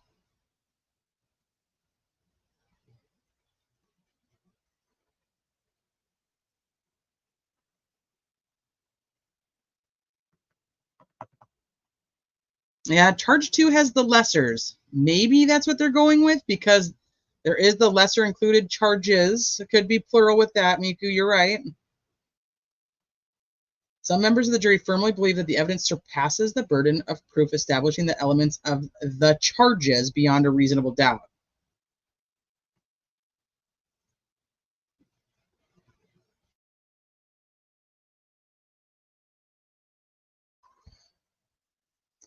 I don't know, but that could be confusing. Deep division, blah blah blah. Following receipt of that, they declared the mistrial. The representations made in counsel's affidavits have no legal bearing on the mistrial, as the judge did not reach any verdicts, partial or otherwise. The only verdict which can be received and regarded as complete and valid verdict of a jury upon which a judgment can be rendered is an open and public verdict, given in and assented to in open court as the unanimous act of the jury and affirmed and entered of record in the presence and under the sanction of the court. The verdict which determines the rights of the parties and is admitted of record and upon which judgment is rendered to the verdict received from the lips of the foreman in open court. So just going through other cases showing like, hey, it is not enough to show that the jury may have agreed on some issues at some point. If that limited showing were to control, uncertainties would be invited. All right. So the hearsay comments and juror statements about what happened are legally irrelevant as the jury failed to reach any verdicts. In Bluford, the jury sent a note to the court indicating they were hopelessly deadlocked, and the court asked the foreperson to disclose the jury's votes on the 3 charges: first-degree murder, manslaughter, and negligent homicide.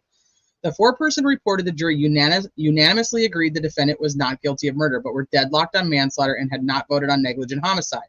The court gave the jury an Allen instruction, akin to a Tui Rodriguez instruction, that emphasized the importance of reaching a verdict and instructed the jury to continue deliberations.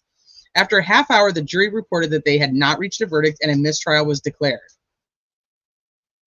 The United States Supreme Court rebuffed the defendant's claim that the jury acquitted him of murder, as the foreperson's report was not a final verdict because the jury had continued to deliberate and, more importantly, gave no indication that they were still unanimous on the murder charge. Isn't the bigger issue here comes to that nobody asked them. Nobody asked for clarification. And even in this case that he's referring to, or she's referring to here, Bluford, they asked for the clarification at first, send them back to continue deliberating on this one and this one, and then they come back deadlocked, but the judge again doesn't ask them for did they have a verdict on any? Hi, Mal.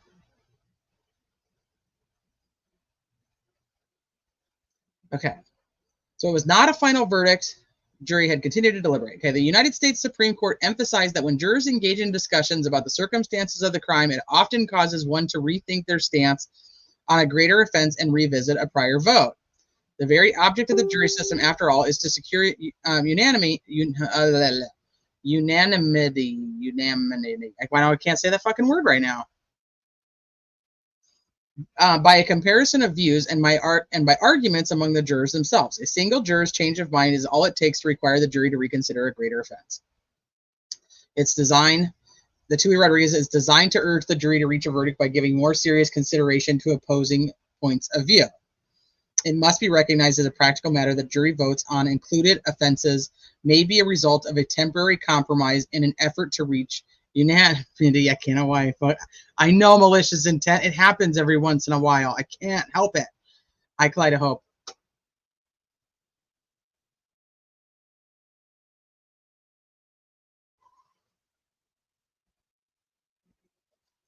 I can't do it, C-Dub.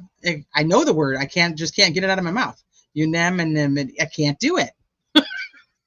This happened with specificity before, and I freaked out. Either instructions told to the jury, the judge is only allowed twice to go back and deliberate.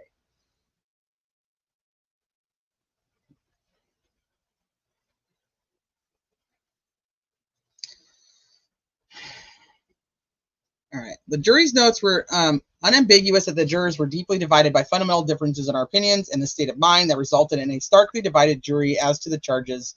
Emphasis on the plural. See, yeah, I knew they were going to go there. The jury consistently indicated that their impasse was not due to a lack of understanding of the law or the charges. Yep, they did. But a profound divergence in deeply held convictions, ultimately leading to a point where consensus is unattainable.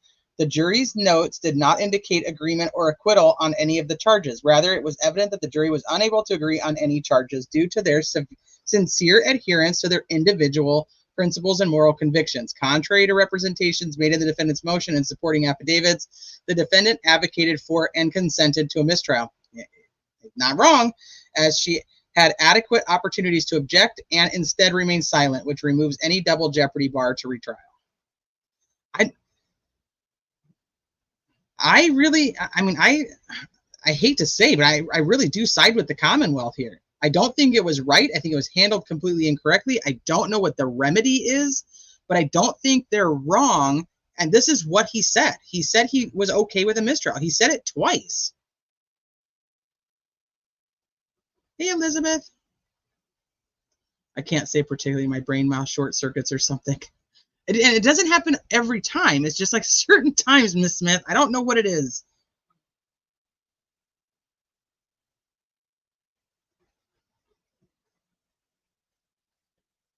Okay, let's see. And no objection to judge in declaring mistrial. Does such consent removed any double jeopardy bar to trial? So here's a couple different cases, the manifest necessity test has no application in situations where, as here, the defendant requested or effectively consented to the mistrial. During her full opportunities to be heard on June 28th and July 1st, at no time did any of the defendant's three counsels request inquiry as to what charge or charges the jury was deadlocked on. Rather, the defendant was quick to request a Tui Rodriguez instruction at first opportunity, indicating a belief based on the clear and obvious language of the jury's notes that, as stated by Attorney Yannetti, the jury was hopelessly deadlocked and exhausted all manner of compromise and was engaged in fundamental disagreements of what the evidence means. It's a matter of opinion. It's not a matter of understanding. They're not wrong here. He said that he didn't say he was okay with the mistrial. What he wanted at the time, which is why that last one, she just should have done things differently. And this is really, in my opinion, like it's just so her fault. But he said during the first two that he wanted the Tui Rodriguez read, that he felt like they were they were good, like it was time to read them the Tui Rodriguez and send them back for their final countdown. Right now we have, it's kind of complicated because it's not technically 5 or 6. We have 3 that have, we have 2 that have commented to other people, and then we have a potential 6th one about to come forward. I just think that right when this was happening, she should have stopped it and said, okay, like, you know, she should have asked for some more clarity. But so, I mean, at that point they could have too. And I think that the Commonwealth's commentary here about the fact that they interpreted the notes the same way at that time.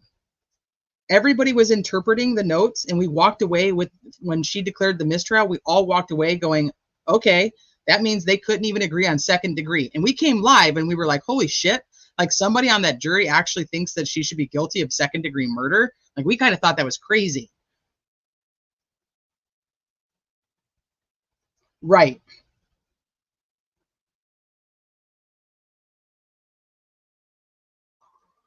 So that's the thing. So it's like, he does say that. And then when it comes to, but you see, but if they can't reach an agreement after the Tui Rodriguez is read, then she declares the mistrial. So she doesn't ask the attorneys at that moment in time, right before she declares the mistrial, or she doesn't call them in, read them the note, and then bring the jury in. It's like she does everything kind of all at once, all inclusive, like she's done, and that's just what it's going to be. It's not really 5, though. That's the problem. Because 2 of them are not directly in communication with the attorneys. 2, you have the notes. I don't know what notes. The jury notes? What notes?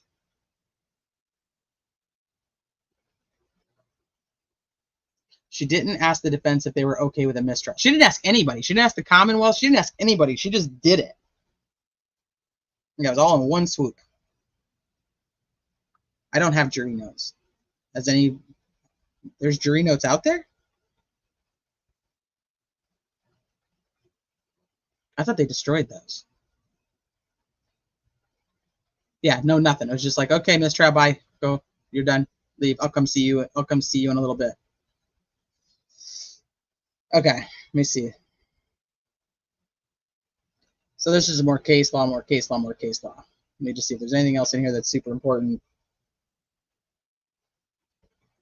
The note did not suggest, for example, that the jury was merely having trouble making a decision or needed further instructions from the judge. They kept saying, no, we understand it. We understand it. It's not due to lack of understanding. We understand it.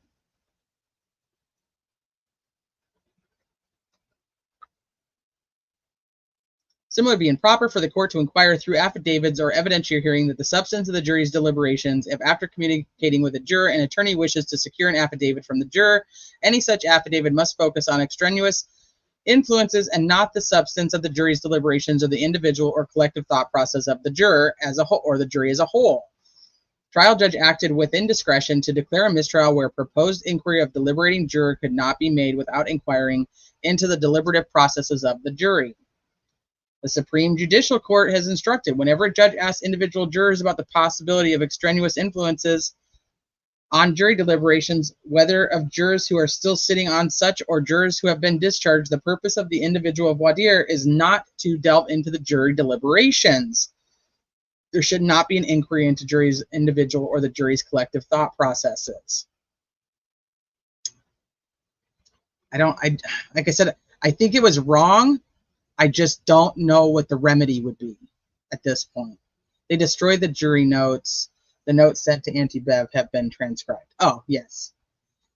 Criminality, I'm thinking that she did ask the prosecution outside the presence. That would be really bad if she did that.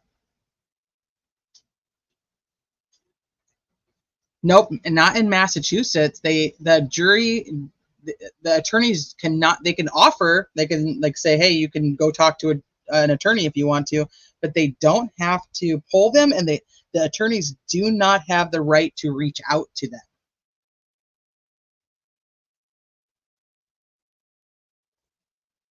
Yeah, Tui just says they can't send them back to deliberate a second time. Doesn't say yell mistrial and scoot them out of the courtroom. That's why I'm like, my issue with the whole thing is her handling of the situation. Okay, so that is theirs. Now we have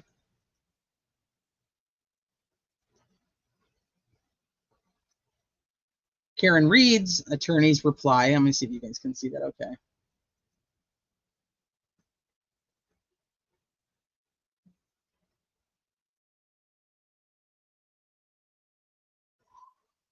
All they had to do was ask if they had voted to acquit on 1 and 3. Let me see if I can find something real quick.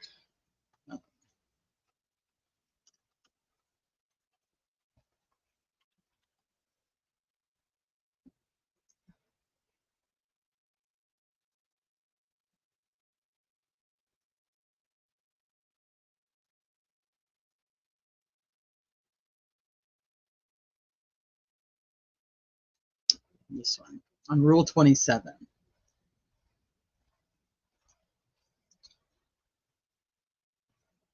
So the verdict shall be unanimous. It shall be general verdict returned by the jury to the judge in open court. The jury shall file a verdict slip with the clerk open upon the return of the verdict. If there's several offenses or defendants, this is their Rule 27, Massachusetts. Not mine. Hold on, my StreamYard's going all wonky.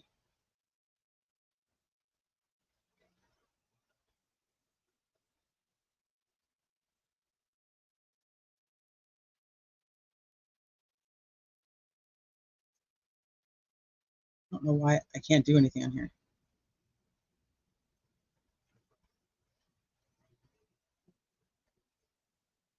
Okay, so there's several offenses.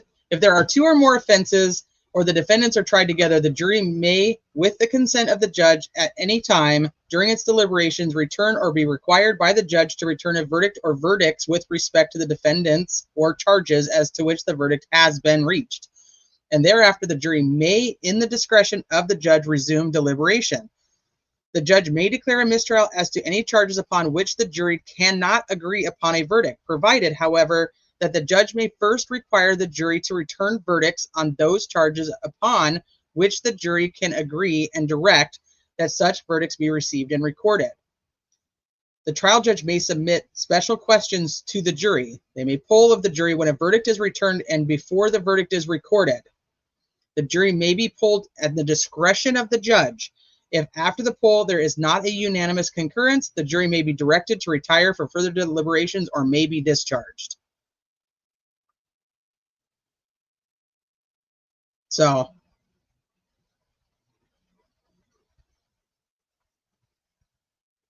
I don't know. I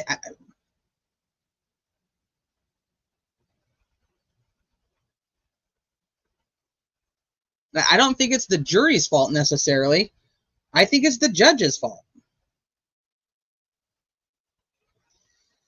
Okay, so here's Karen Reed's defense reply. Through undersigned counsel, and hereby respectfully submits this reply to the Commonwealth's opposition to her motion to dismiss. The Commonwealth's opposition is perhaps most notable for what it does not dispute, that according to information from 4 deliberating jurors, the jury had reached a unanimous decision that Miss Reed is not guilty on 2 of the 3 charges pending against her, namely on counts 1 and 3. The Commonwealth's insistence that Miss Reed must nonetheless be forced to run the gauntlet once more is based on several clear fallacies. First, while the defense was given an opportunity to be heard on the other issues arising during jury deliberations, the appropriateness of a Tui-Rodriguez instruction, the defense provided no opportunity to be heard regarding the declaration of a mistrial. Neither was the Commonwealth. So this is where it gets tricky. Tricky. Rather, upon receiving the final jury note, the court sua sponte, on her own, declared a mistrial with no warning to or solicitation of objections from the parties. Second, the jury's note did not explicitly indicate an impasse on all charges. But they're going to use the fact that it says charges. But that's going to be they're going to go with the second count has lesser included charges. To the contrary, it was readily susceptible to the interpretation proven correct based on information received post-trial from deliberating jurors that the deadlock applied only to the multiple offenses, multiple charges, the plural, within count 2 and not to counts 1 and 3. Third and finally, the defense respectfully submits that neither the Commonwealth nor the court carefully considered alternatives before declaring a mistrial. The record reflects no discussion of any such alternatives, including, importantly, inquiry regarding whether the jury had reached an impasse on all, as contrasted to just some of the counts. The underlying idea of the constitutional protection against double jeopardy, one that is deeply ingrained in at least the Anglo-American system of jurisprudence, is that the state, with all its resources and power, should not be allowed to make repeated attempts to convict an individual for an alleged offense. Right, but there's no final verdict, and that's problematic. They did not reach a final verdict on paper. Here it is, Judge. We find her not guilty on counts 1 and 3. Even if the first trial is not completed, a second prosecution may be grossly unfair. It increases the financial and emotional burden on the accused, absolutely, prolongs the period in which she is stigmatized by an unresolved accusation of wrongdoing, and may even enhance the risk that an innocent defendant may be convicted. Consequently, as a general rule, the prosecutor is entitled to one and only one opportunity to require an accused to stand trial. At the heart of this policy is the concern that permitting the sovereign freely to subject the citizen to a second trial for the same offense would arm government with a potent instrument of oppression.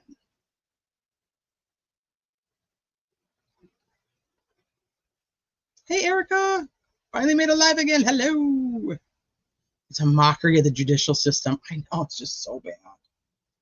It's so bad. Well, that's also like, I'm like, okay, now I was not wanting to talk too much about Karen Reed until the hearing, but then they just keep doing this. And I'm like, the legal side of it just brings me back to, it's so unprecedented. It's not something that we're used to. There's not like a simple answer to it. So I'm just so curious what she's going to do at this point. So thus, whether the jury acquitted Miss Reed or alternatively was merely not deadlocked on the relevant counts, the Constitution compels the same result, dismissal. Given the unambiguous post-trial evidence, it would simply be wrong to require the defendant to obtain 2 acquittals from 2 different juries for the same crime. Right, that's what I think. She should have asked at any of those points, is this on all counts? Is this on all counts? Counts 1, count 2, count 3. Have you reached a verdict on count 1? Nope, it's deadlocked. Have you reached a verdict on count 2? Nope, we're deadlocked. Have you reached a verdict on count 3? Nope, we're deadlocked.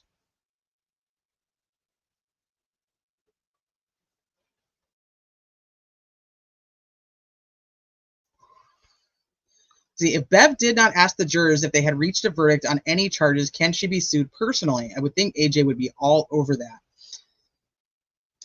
I don't believe so. I don't believe so. So this is my opinion of what I believe would happen legally, is that she can sit there and say, you know, we're not going to do anything about it. Too bad. It is what it is. We're going to go with the Commonwealth on this, and they can charge her with whatever they want. Let's just say that's what happens. Then they go back to trial again, and they charge her with the exact same three counts, right? First or second degree murder, manslaughter, and leaving the scene. So they charge her with the same 3. And let's say she's convicted on all 3, that she's found guilty on all 3 of them. Now, if that goes up to the Supreme Court, this is going to be a much bigger deal. So I think the point right now would be for Judge Bev to be like, we don't want to do that. What's the best opportunity? What's the best thing to do here? My opinion would be they shouldn't charge her with second degree anyway. I don't think that there's anybody even who, from anything I've ever listened to, and like I said, anybody's welcome to their own opinion. From anything I ever listened to, the amount of people who think she did it, very, very few of them think she did it intentionally, which is second degree. So Lolly, even when the mistrial happened, we were all kind of like, he should not go back and charge her with the second degree. It just doesn't make sense. She was overcharged.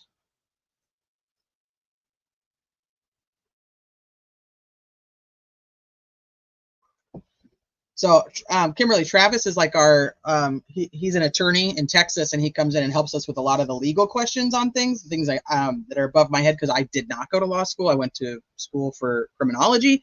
So he will sometimes answer those types of questions. So he's saying the judge cannot be sued personally, not in a million years in any state or federal court. So I think Lolly should just go, if they're stuck on count 2 and that's where they really were a 6-6, and now that they all know that and the count has been put public, he has the best chance to get her convicted if he just goes in there and focuses on that. But I don't think she did anything. See, I don't think she did anything legally wrong, if that makes sense. She just like threw in the towel. She's like, I'm just fucking done. I don't even care anymore. Just let the jurors go. We've kept him here longer than they were supposed to. It's supposed to be an 8-week trial. We're now here for 11. This is dumb. I don't want to do this anymore, and I'm just going to let him go. But I think that they would go, they'll take it up to, if she is convicted, if they retry her, she gets convicted, it's going to go up to the Supreme Court, and they're going to have a different legal argument that they're going to have to stand on why they allowed her to be recharged for something that is now, if you have all 12 jurors come forward, you'd have to have all 12 jurors come forward with their affidavits and say, hey, we did vote for this. We were confused.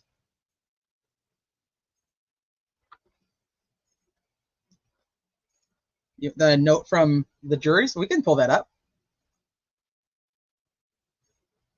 But my thought is they all walked away with the same impression of the jury's note. Until those jurors came forward and said something, nobody said a word. They walked away going, it was a mistrial on all counts. Nobody clarified it. Nobody asked for clarification.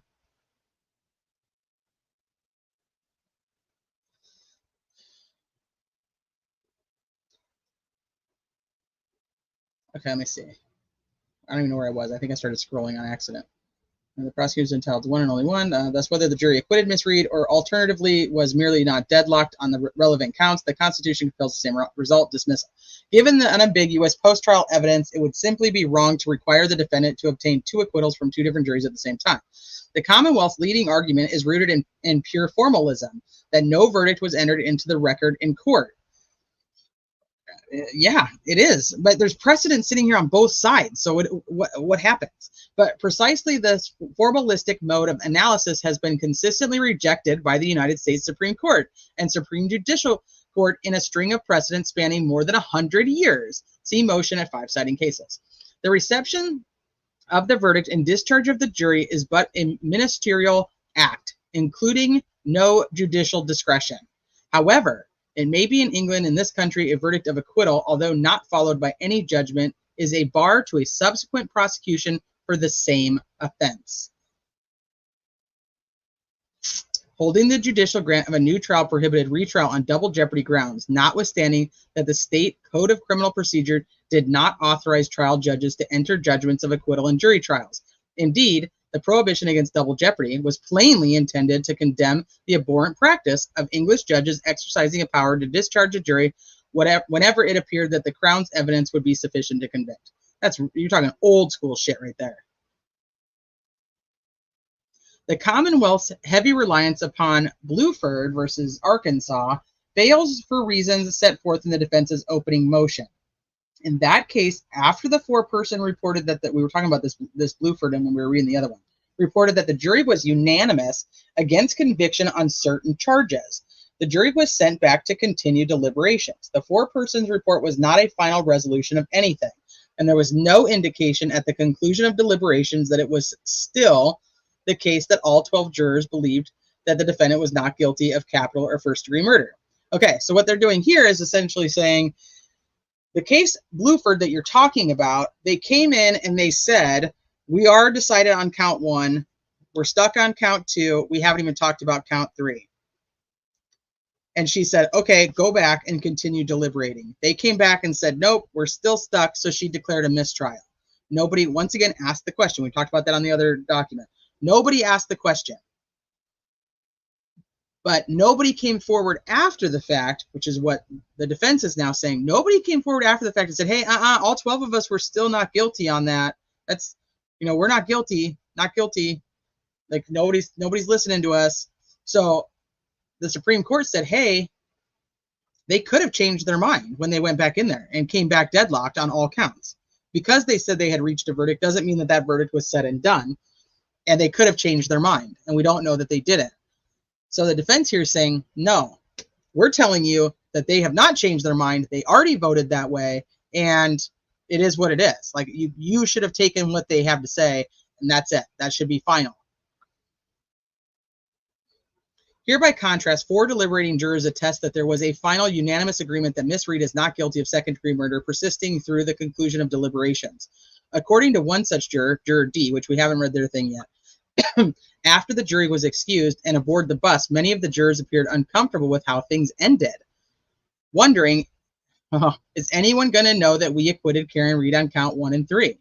Alan Jackson's supplemental affidavit. Most importantly, unlike Bluford, this was not a case where the defendant was charged in a single count, which incorporated lesser included offenses. Indeed, the Arkansas law at issue in Bluford did not even permit the jury to return partial verdicts of acquittal. So they couldn't make a decision. That's it.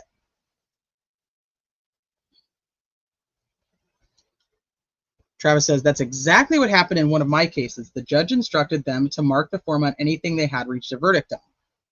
So what would you do, Travis, then in a circumstance where you have multiple counts like this and there was nobody asked the question, have you reached a verdict on any of the counts? Would you have just assumed that there was a mistrial, it was deadlocked on every count?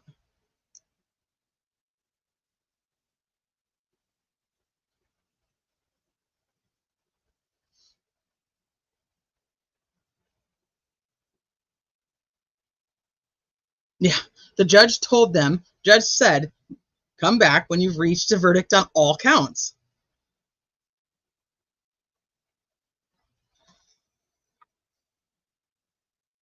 So only if the jury, in fact, was deadlocked on all 3 should a mistrial on all 3 be declared. Any other result would require either a verdict, if a unanimous one had been reached, as the affidavits in this case reflect, or a minimum of further deliberations. The lack of manifest necessity to support a mistrial provides a second independent basis for dismissal.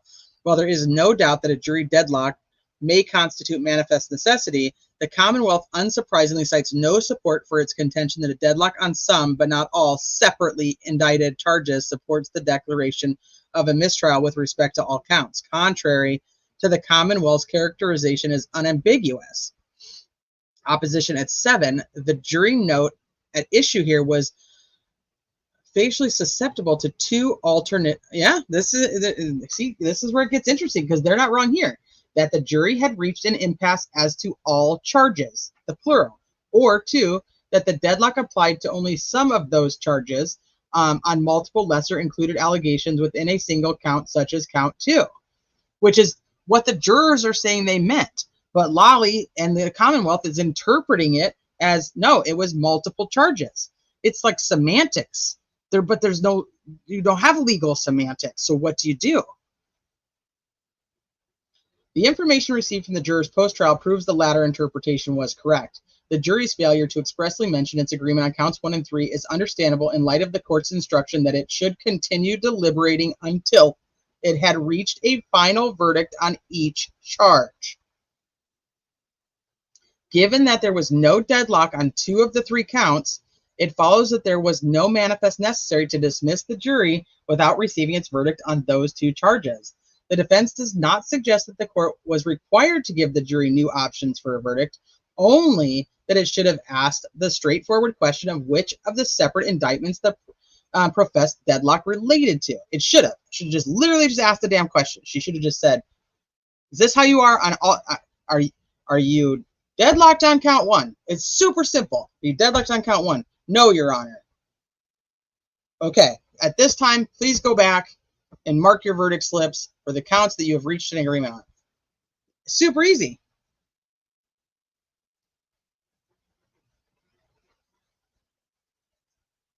I don't know if you can you ask a okay. So I see what you're saying. So Travis says, I would have assumed based on note that they were deadlocked on all, and that it's a major gamble to ask the court to ask where are you on each count.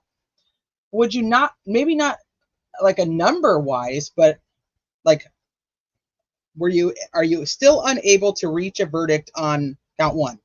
Yes, Your Honor. No, Your Honor. You know what I mean? Like, there should have been something more simplistic that could have been asked without it being like, without a polling necessary, like which of you is guilty, which of you is not guilty on count one, which of you is guilty and not guilty on count two.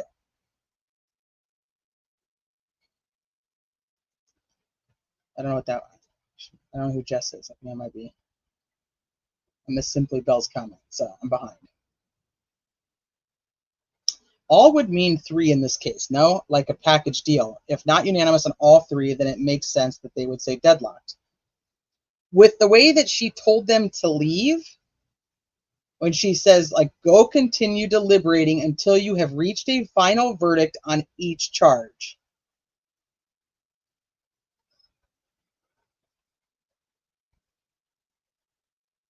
That's how I interpret it.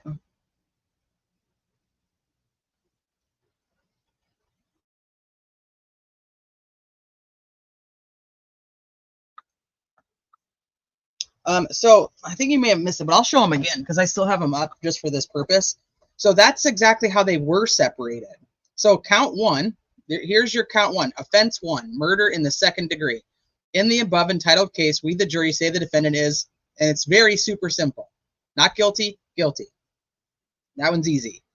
And then count 3, same way, it's super easy. Leaving the scene of an accident resulting in death, not guilty, guilty. I think the issue comes to her, the way she said it. Here's count 2. This is the old version, not the one that they actually ended up having because there was indents and stuff that had to be made. So I always want to preface that for anybody just coming in. This is the one that they were confused about. And this is multiple, like, charges, not counts. See what I mean? Like, they have count 1, count 2, count 3.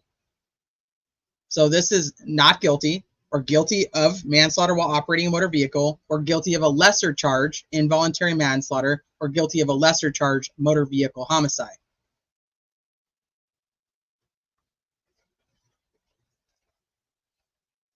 Yeah, it's just, I think that it was confusing, and that's unfortunate. During deliberations, shit, I have a stupid pop-up. Hold on, let me get rid of this so I can read your comments, C-Dub. I was under the heavy impression the deadlock was on all counts. That's where I walked away. I walked away with it thinking the same thing. The terminology that was used seemed that they were deadlocked on all counts. But, I mean, are we like Lolly and we just misinterpreted it?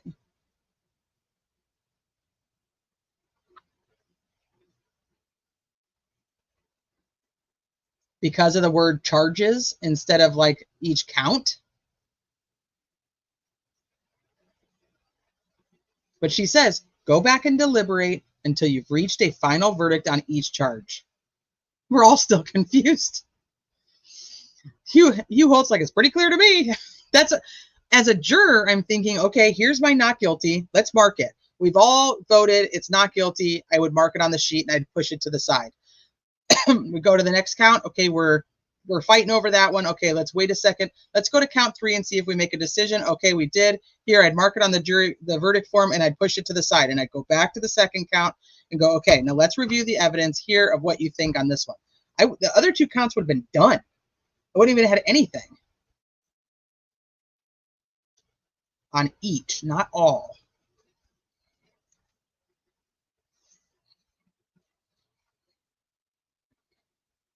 So Lolly's the only one not confused. This is why I'm super curious on Monday. What is she going to say?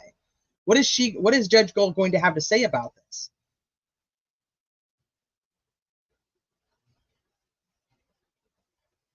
She did. She said, if my verbal instructions are different than my written, ignore the written. Because she wanted to rewrite them still. She said that later. She's like, we already have to make changes to the documents anyway. So we'll just make this change. Okay, Travis said, here's the gamble. Let's say they say we have a verdict on 3. We are deadlocked on 1 and 2. State would say we think they have deliberated enough. Did I say goal? I did, didn't I? Heavy metal rehab. Son of a bitch. Judge Bev. Damn it. Ah, shit. It's hot in here. I need another drink. I need another Dr. Pepper. Damn it. I did say goal, didn't I? I felt like I might have, and then I was like, no, I wouldn't do that. Of course I would. Of course I would do that. That's who I am. I'm going to need a refill. It's so dumb.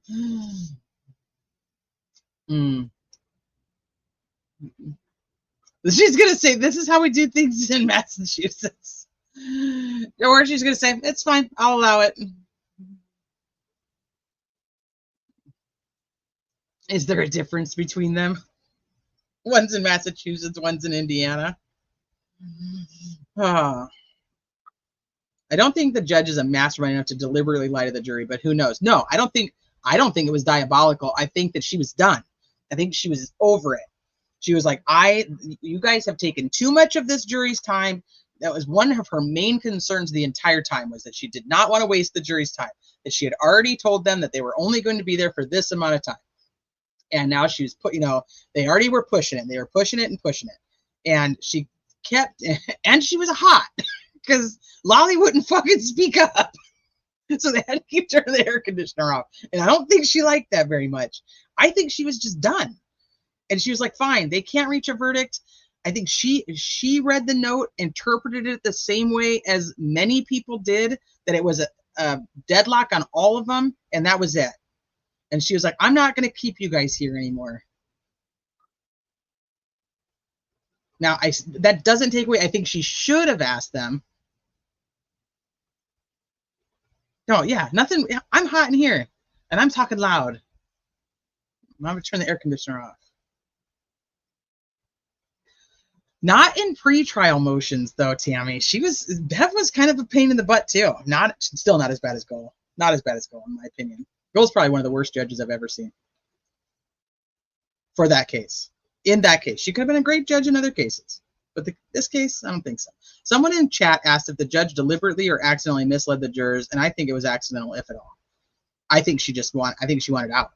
She was like, it's hot in here, and you guys have been here for 2 weeks that you weren't supposed to be here, and I'm going to let you go. And I'm not going to do that to you guys.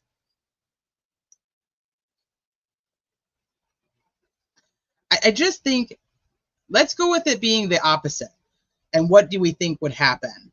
If we had 12 jurors or 6 jurors or 4 jurors, however many, that went to the Commonwealth and said, hey, we found her guilty on second degree. We just couldn't make a decision on the second count. But we found her guilty on counts 1 and 3. But nobody ever asked us. What do you think? How would it look right now?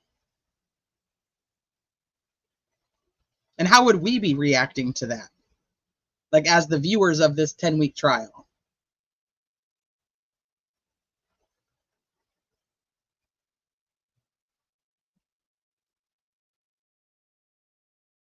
Yeah, I think that it'd be the same issue. Lolly would be losing his shit. That's true. I have judges ask jury without telling us which way, what is number for one, the other, and undecided. DA for thought for sure it was 10-2 not guilty and ran to us with a deal. So that's why I see your gamble there on asking, but I don't even know if it should be the count. I mean, I don't know if it should be see, too many of the same words. That's also makes it hard. it should be the count on the guilty versus not guilty, or if it should have just been like, were you able to reach a verdict on any of the 3 counts?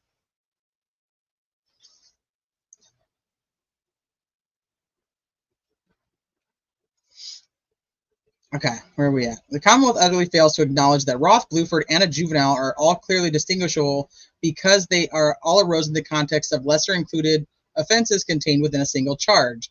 The Roth court's concern about coercion makes sense in the context when the jury reports a deadlock on one charge. Follow-up questioning regarding the possibility of reaching a verdict on a lesser included offense would imply that the jury should consider conviction on that lesser offense. But this logic does not extend to the present circumstances, because we're talking about totally different counts. And no existing precedent cited by the Commonwealth requires judges to disregard the possibility of partial verdicts when the verdicts would be on standalone, separate charges such as those in the current indictments.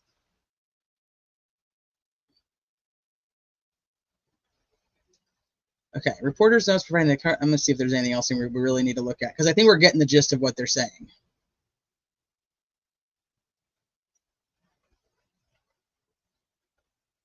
The inflexible prohibition on judicial inquiry regarding partial verdicts advocated by the Commonwealth would inevitably undermine defendants' important and constitutionally protected interest in being able once and for all to conclude their confrontations with society through the verdict of a tribunal might believe to be favorably disposed to their fate. Like, now she has to go face all these people who think that she did it on purpose, even though she was actually found not guilty in a court of law of doing it on purpose.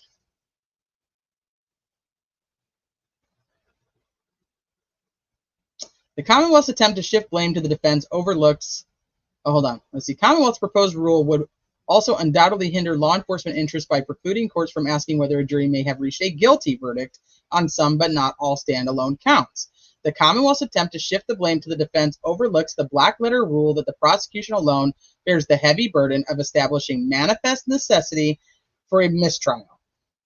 The defense's request for a Tui Rodriguez instruction did not, of course, reflect any implicit concession that the jury was deadlocked on all counts, nor did it commit the defense to any position regarding whether the court should sua sponte declare a mistrial. A discussion with counsel such as that occurring twice earlier in response to jury notes and either the consent of the defendant to a mistrial or further judicial inquiry of the jury instead was required. I agree here. She didn't ask anybody. She just said, we're done. We're done. She didn't ask the Commonwealth. She didn't ask the defense. She didn't ask the jury any questions. She just said, you're done. It's undisputable that the court provided no opportunity for the defense counsel to be heard regarding the declaration of a mistrial. In short, mere silence, absent an opportunity to object, does not amount to consent. The cases relied upon the Commonwealth are readily distinguishable on this basis or even support the defense's position, holding that the trial judge did not ask defense counsel to comment on the possible declaration of a mistrial. The lack of an objection from defense counsel cannot be construed as consent. The judge declared a mistrial upon the defendant's request, plainly in the opportunity to object. Okay, we're going through a bunch of case law. There, the Commonwealth fails to mention the crucial fact that the jury's note preceding the declaration of a mistrial expressly stated that the jury could not reach a unanimous verdict as to either of the 2 indictments. That's in this case. All right, let me see if I can find this really quick. I wonder if I can. Judge.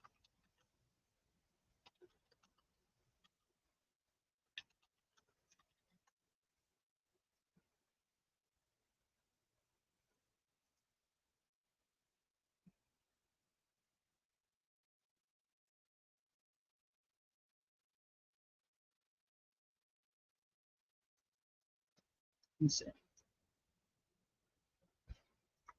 I'll let that ad play really quick, but I still try. I'm going to look for it on YouTube, though.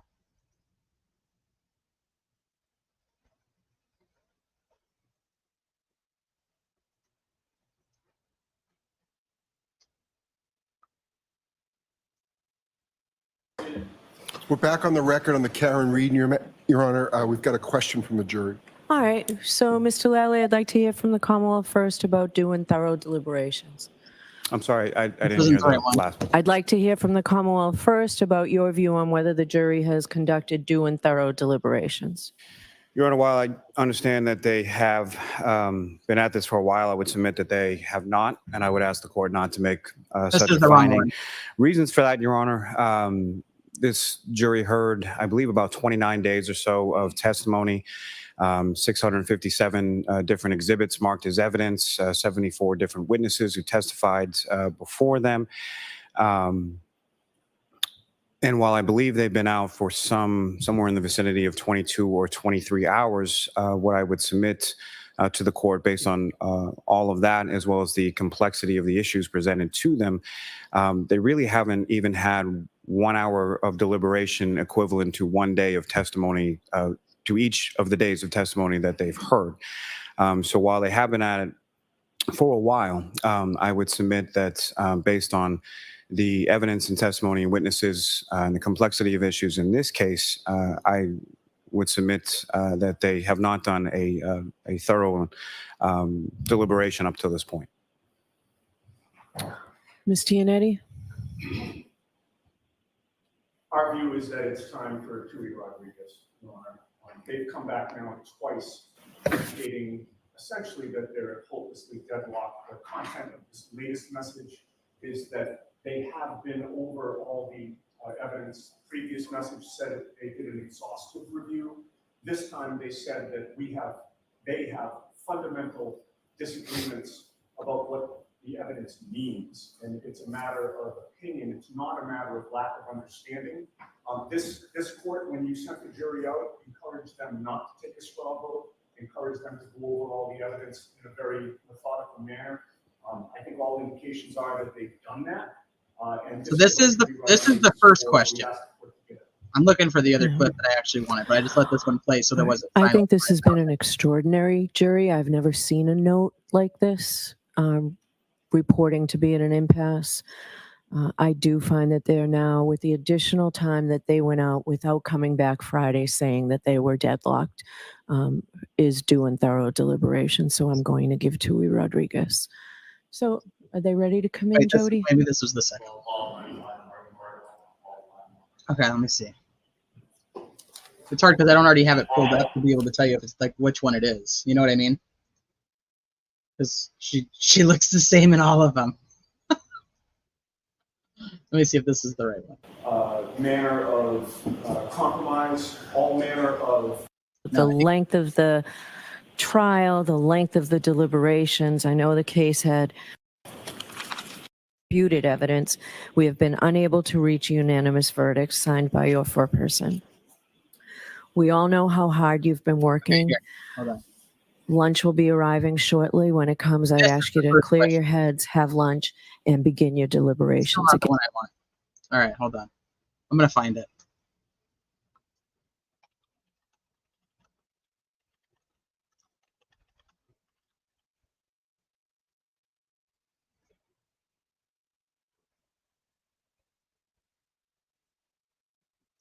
What this the freaking question?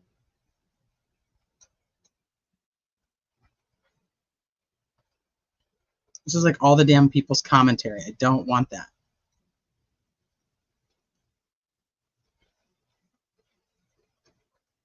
Since when did TikTok like take over the world? So there was the first question. She said, just go back and have lunch and keep going. Then after the second question, she says, fine, I'll read them, the Tui Rodriguez.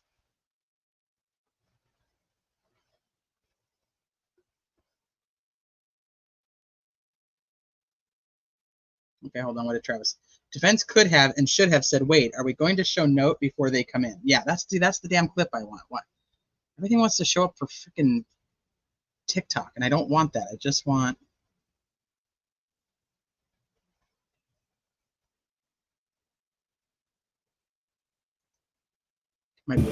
Judge Cannoni, despite our rigorous efforts, we continue to find ourselves at an impasse. Our perspectives on the evidence are starkly divided. Some members of the jury firmly believe that the evidence surpasses the burden of proof, establishing the elements of the charges beyond a reasonable doubt. Conversely, others find the evidence fails to meet this standard and does not sufficiently establish the necessary elements of the charges. The deep division is not due to a lack of effort or diligence, but rather a sincere adherence to our individual principles and moral convictions. To continue to deliberate would be futile and only serve to force us to compromise these deeply held beliefs. I'm not going to do that to you folks. Your service is complete. I'm declaring a mistrial in this case. I'll be in to see you privately in a few minutes. So thank you so much for your service. Okay. So that's it. She calls them in. She reads what they had to say and says, that's it. I'm done. I'm declaring a mistrial. Charges. I think this is the counts versus charges, I think, is the confusion. And people, it says charges. But if they're confused on the charges for count 2, then, because there's lesser included charges. Hold on, dog's scratching the door.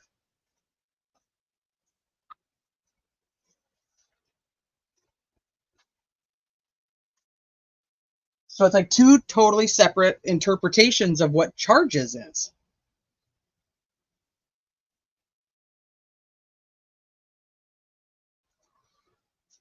Yeah, I'll play it one more time. It's super short. Judge Cannoni, despite our rigorous efforts, we continue to find ourselves at an impasse. Our perspectives on the evidence are starkly divided. Some members of the jury firmly believe that the evidence surpasses the burden of proof, establishing the elements of the charges beyond a reasonable doubt. Conversely, others find the evidence fails to meet this standard and does not sufficiently establish the necessary elements of the charges. The deep division is not due to a lack of effort or diligence, but rather a sincere adherence to our individual principles and moral convictions.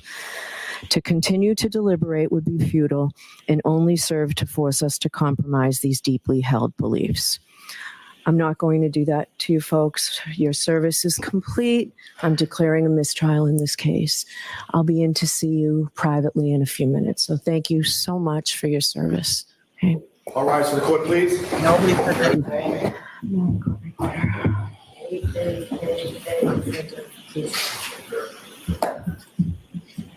Right here they could say, Judge.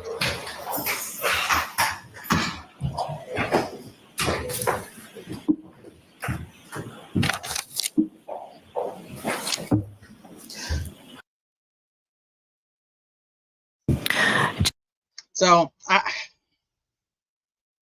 typically anything that has to do with, like, in our legal system, it comes to what a reasonable person believes.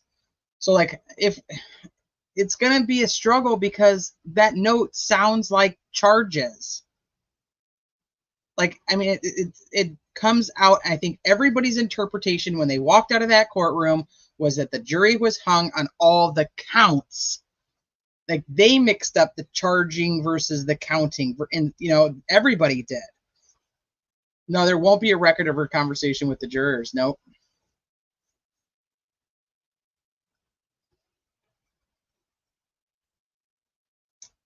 So, all right, let's go back over here real quick. We'll talk about the other 2 jurors. So remember, we talked about, we have Juror A talked directly to Jackson.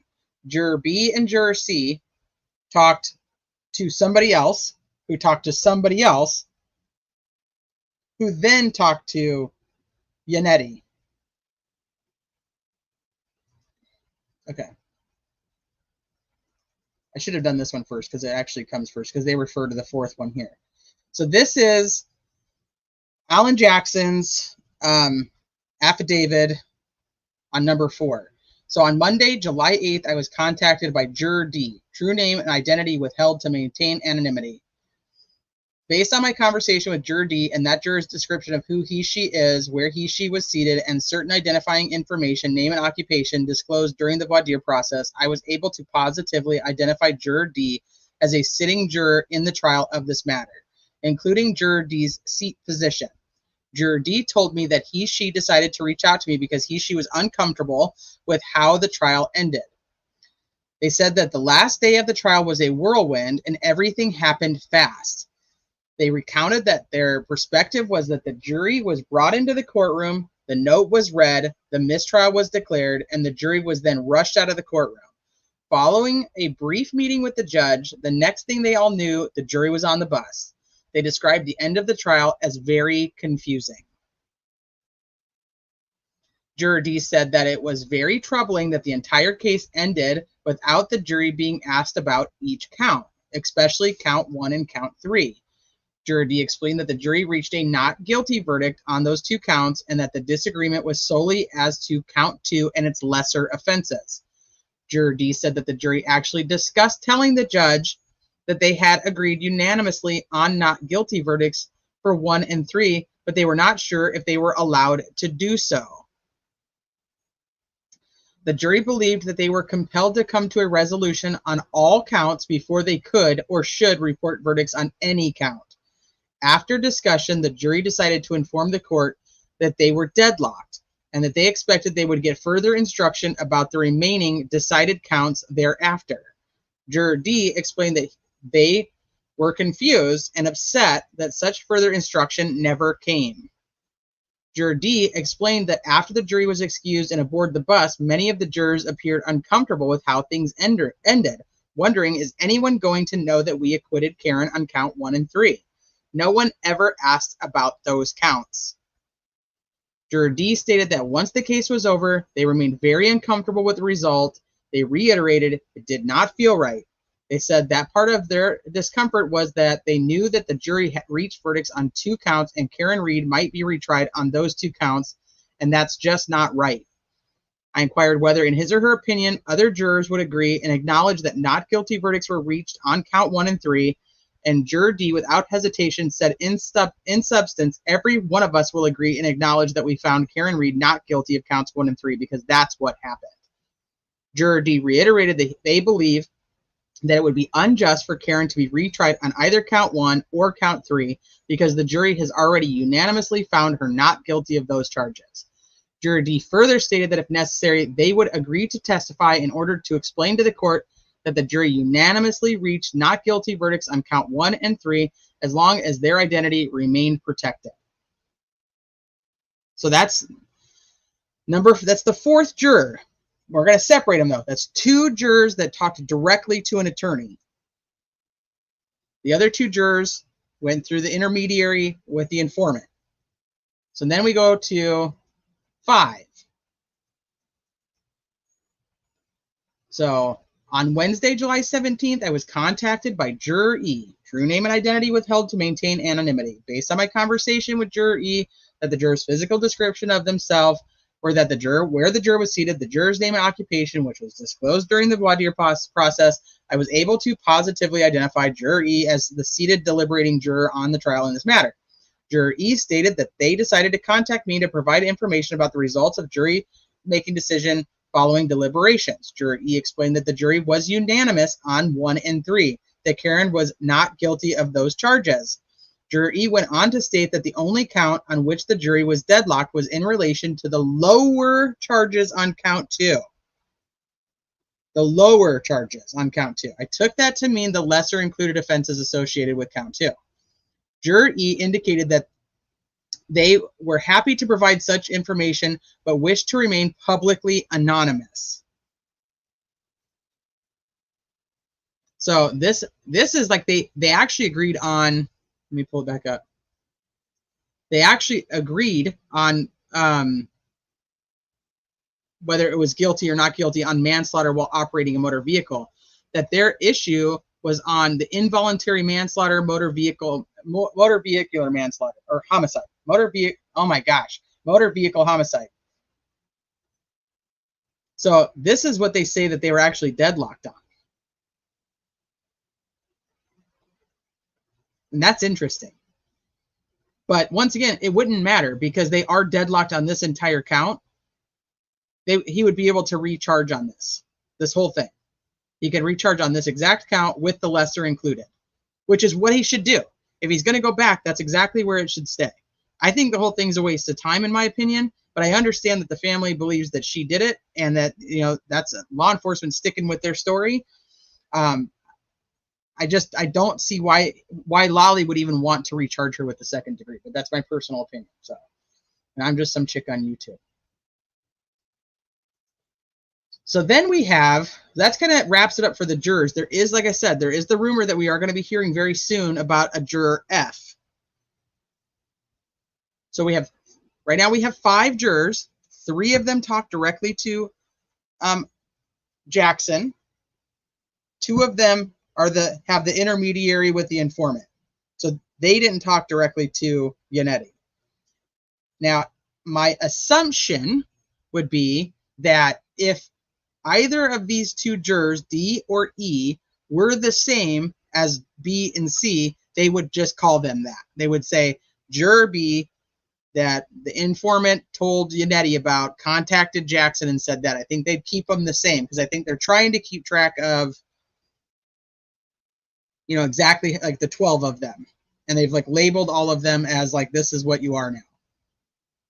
Charge 2, yes. Let me open the rabbit hole. How can she be guilty of the 3rd charge if Karen never hit him with the Lexus? You mean the... Sherry, do you mean the 3rd count or the 3rd charge of the 2nd count?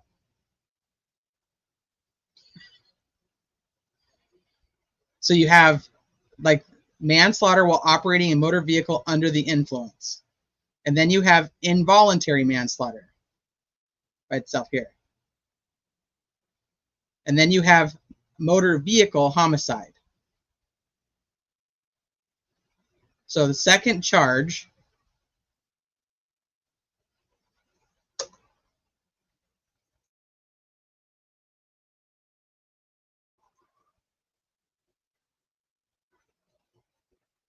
I just want to make sure I'm on the same page with you. Because this is the 2nd count of the 2nd lesser included charge would be this one. Do you see what I mean? Not guilty on count 1 and 3. They call them offense here. Offense 1 and 3. But I'm telling you, I think that's where most of the confusion's coming in, is on the wording of charges versus counts, offense. Okay. When you clarify for me, I'll go back to it. But let's go. So let's go to the next. Let's go to the next thing that happens. How can she be guilty on 2 if the Lexus didn't hit him? They think that the Lexus did hit him. The jury, some people think that's what they think. They think she did hit him with the car. They don't believe, because the jurors have the right to put the weight to the evidence that they feel is correct. So those jurors may not believe the ARCA guys. They may think, nope, you guys didn't have all the info, so you came up with what you came up with based on lack of information. And that's what they believe. They think she hit him. It's, you know, Occam's razor, where everything is the simplest thing is probably true. That's simple. She hit him and she left.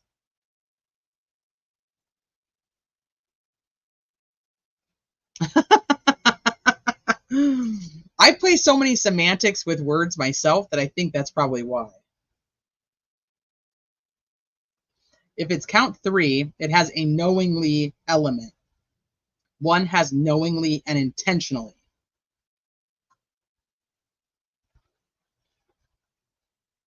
The 3 charges. Okay, the 3 counts.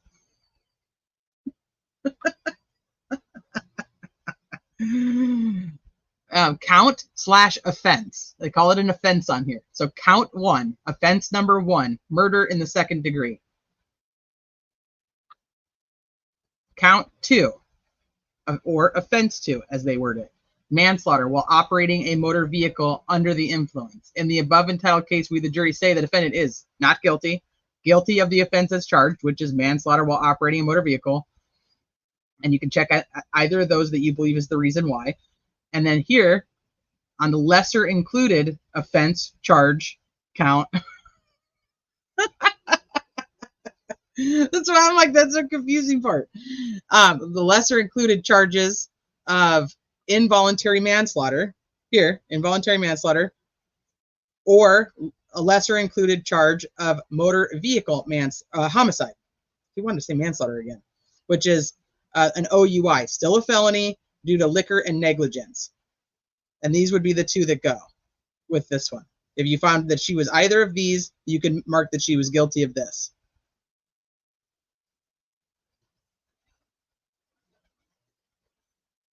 Right, this is probably the simplest way. Yes. Count 2 is she didn't know, but she did it. She did hit him with the car, but she didn't know she hit him with the car. And now, are we saying that she had manslaughter while operating a motor vehicle under the influence of alcohol, manslaughter while operating a motor vehicle with a blood alcohol of level 0.08? So even if they're not going with that, so they're like, okay, that's not it. We'd just go with involuntary manslaughter. She accidentally hit it. But with involuntary, it's knowing that there's the potential that she knew that what she was doing could harm somebody, but not that she intentionally harmed him. I think that's probably the simplest way to put that. Travis will be like, no, this is easier. All 12 agreed that she didn't knowing and intentionally hit him. All 12 agreed that she did not know he was struck, whether she hit him or not.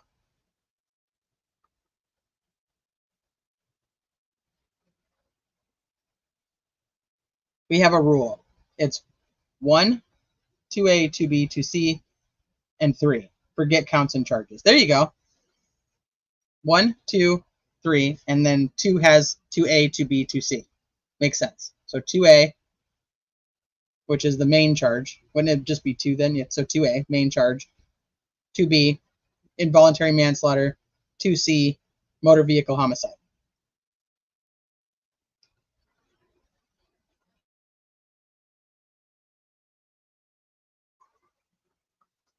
So to me, it seems that they're going with the involuntary manslaughter. They're not even looking at the alcohol level. So it seems they did go with what the defense was saying, was that she, the extrapolation of the DNA of the oh my God, the extrapolation of the BAC.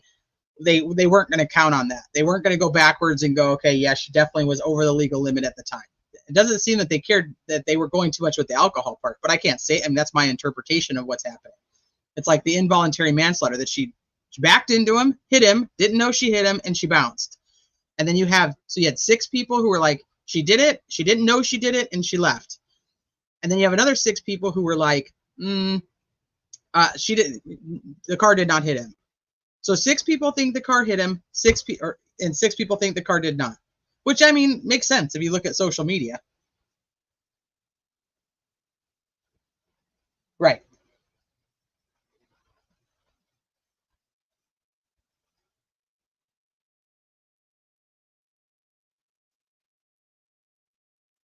I like the 2A. That makes it a lot easier. Thank you, Travis, for that, because that'll help me explain it in the future better.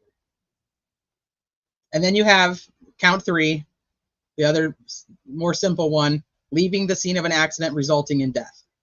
So she knew she hit him and she bounced because she didn't want to worry about what actually was happening to him.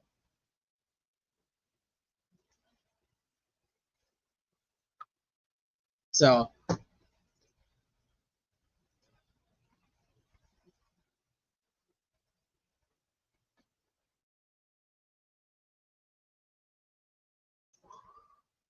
okay, so Kimberly, you would technically think that she would be guilty of count of 2A and 2A and C. No, we're not doing duck, goose, coot. We're not going back.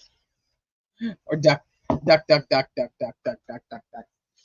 Okay, so then we had an emergency motion that was put in by a juror doe.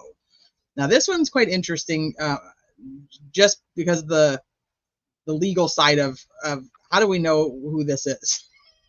Like, where does this person come from? How do they know that this person is actually a juror? But so an interested non-party proves pursuant to Rule 6 and 10 of trial court uniform rules and blah blah blah blah. In support of their motion, juror doe submits that the real and present risk of personal harm to the jurors and to the integrity of their service is ongoing. So after the trial, the judge impounded the names. Like, so basically said, you're not going to get the names. We're gonna hold off on releasing the names of the jurors. This person is now requesting that that be extended. Keep our names secret. Nobody wants their names out there. So juror doe relies on their affidavit and memorandum of law also filed their proposed findings and order in an affidavit of service. Okay. So they want to say, hey, we're going to allow Juror Doe to use this pseudonym for the purposes of this motion. We don't want to put their name in here, but they do have an attorney,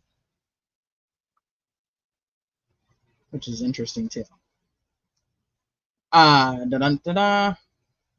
Especially when we hear that there's an attorney on the jury. Anyway, okay, so here's your memorandum. Well, let's go to the affidavit first. This is Juror Doe's affidavit. But now comes Juror Doe, a pseudonym who on oath deposes and says as follows: I am of legal age and have personal knowledge of the facts set forth herein. I was a member of the jury that was seated in the recently concluded trial in the above captioned case. I just retained counsel to represent me. I have read the impoundment order entered by the Superior Court Associate Justice Canoni on July 8th, which found that good cause exists to impound the list and identifying the names of the impaneled jurors in the trial of this case. As I read the court's order, it is scheduled to expire on July 18th unless it is extended by the court. I submit this affidavit in support of my request to extend the impoundment order. I'm asking that the order be extended indefinitely because I am in fear for my personal safety and the personal safety of my family if the names of the jury are made public. I have read the impoundment order and noted that on the very first page that individuals associated with this case have been charged criminally with intimidation. I am frightened for my personal safety as a result of learning that someone associated with this case has been criminally charged with intimidation.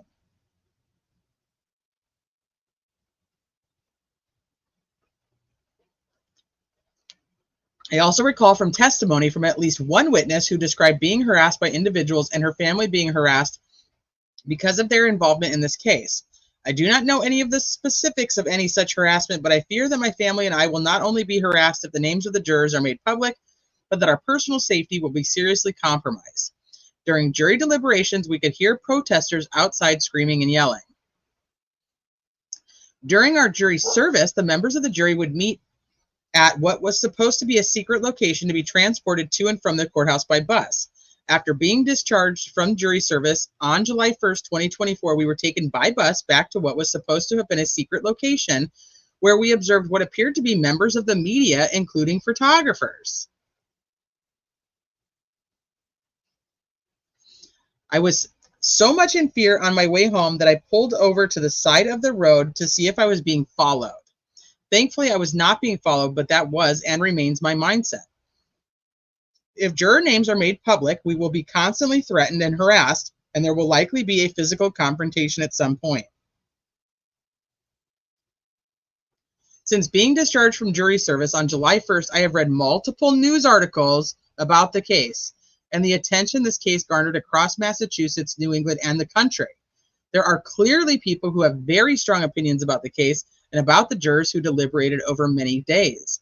I have seen articles, comments to articles, and postings about the verdict saying some very nasty and dangerous things. Some individuals have expressed outrage and anger that the jury did not acquit the defendant. Some individuals have expressed outrage and anger that the jury did not find the defendant guilty. Just yesterday, I read an article in the Boston Globe with the headline, Karen Reed case ended in mistrial, but the diehards haven't given up.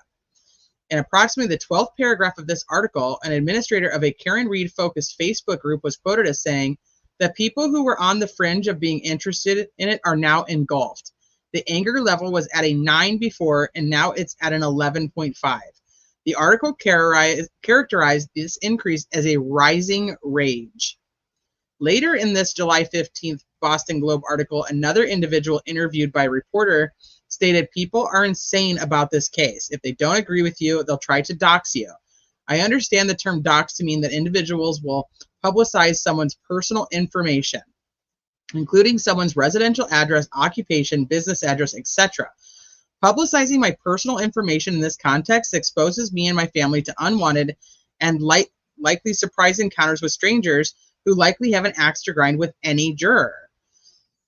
I have seen social media posts that were very demeaning of and attacking the integrity of the trial judge. If someone is going to attack a sitting judge, I see no reason why they would not demean and attack verbally and physically a juror who sat on this jury. Well, I have no problem with saying what I think about a sitting judge, but it doesn't mean that I'm going to go after a juror. So I take offense at number 16. I understand that there are individuals who are upset that the impoundment order was entered and that they are actively seeking the identity of all the jurors. For example, my attorneys have made me aware of a video post by a blogger journalist whom I understand to be a person who has been charged with witness intimidation related to this case, speaking about the trial and the jury's inability to reach a unanimous verdict on all counts after trial. In the video, the blogger initially states that he has identified the jury foreperson in the case. Not only does the blogger state that he has identified the jury foreperson, but also where this person lives and what this person does for a living.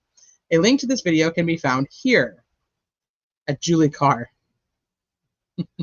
on Twitter. In the same video, the blogger demands to know the identity of the fucking idiot on this jury who did not vote to his preferred manner, and further that whoever did that subverted justice, like they helped cover up for a murder. As far as I'm concerned, fuck them. That's what I think.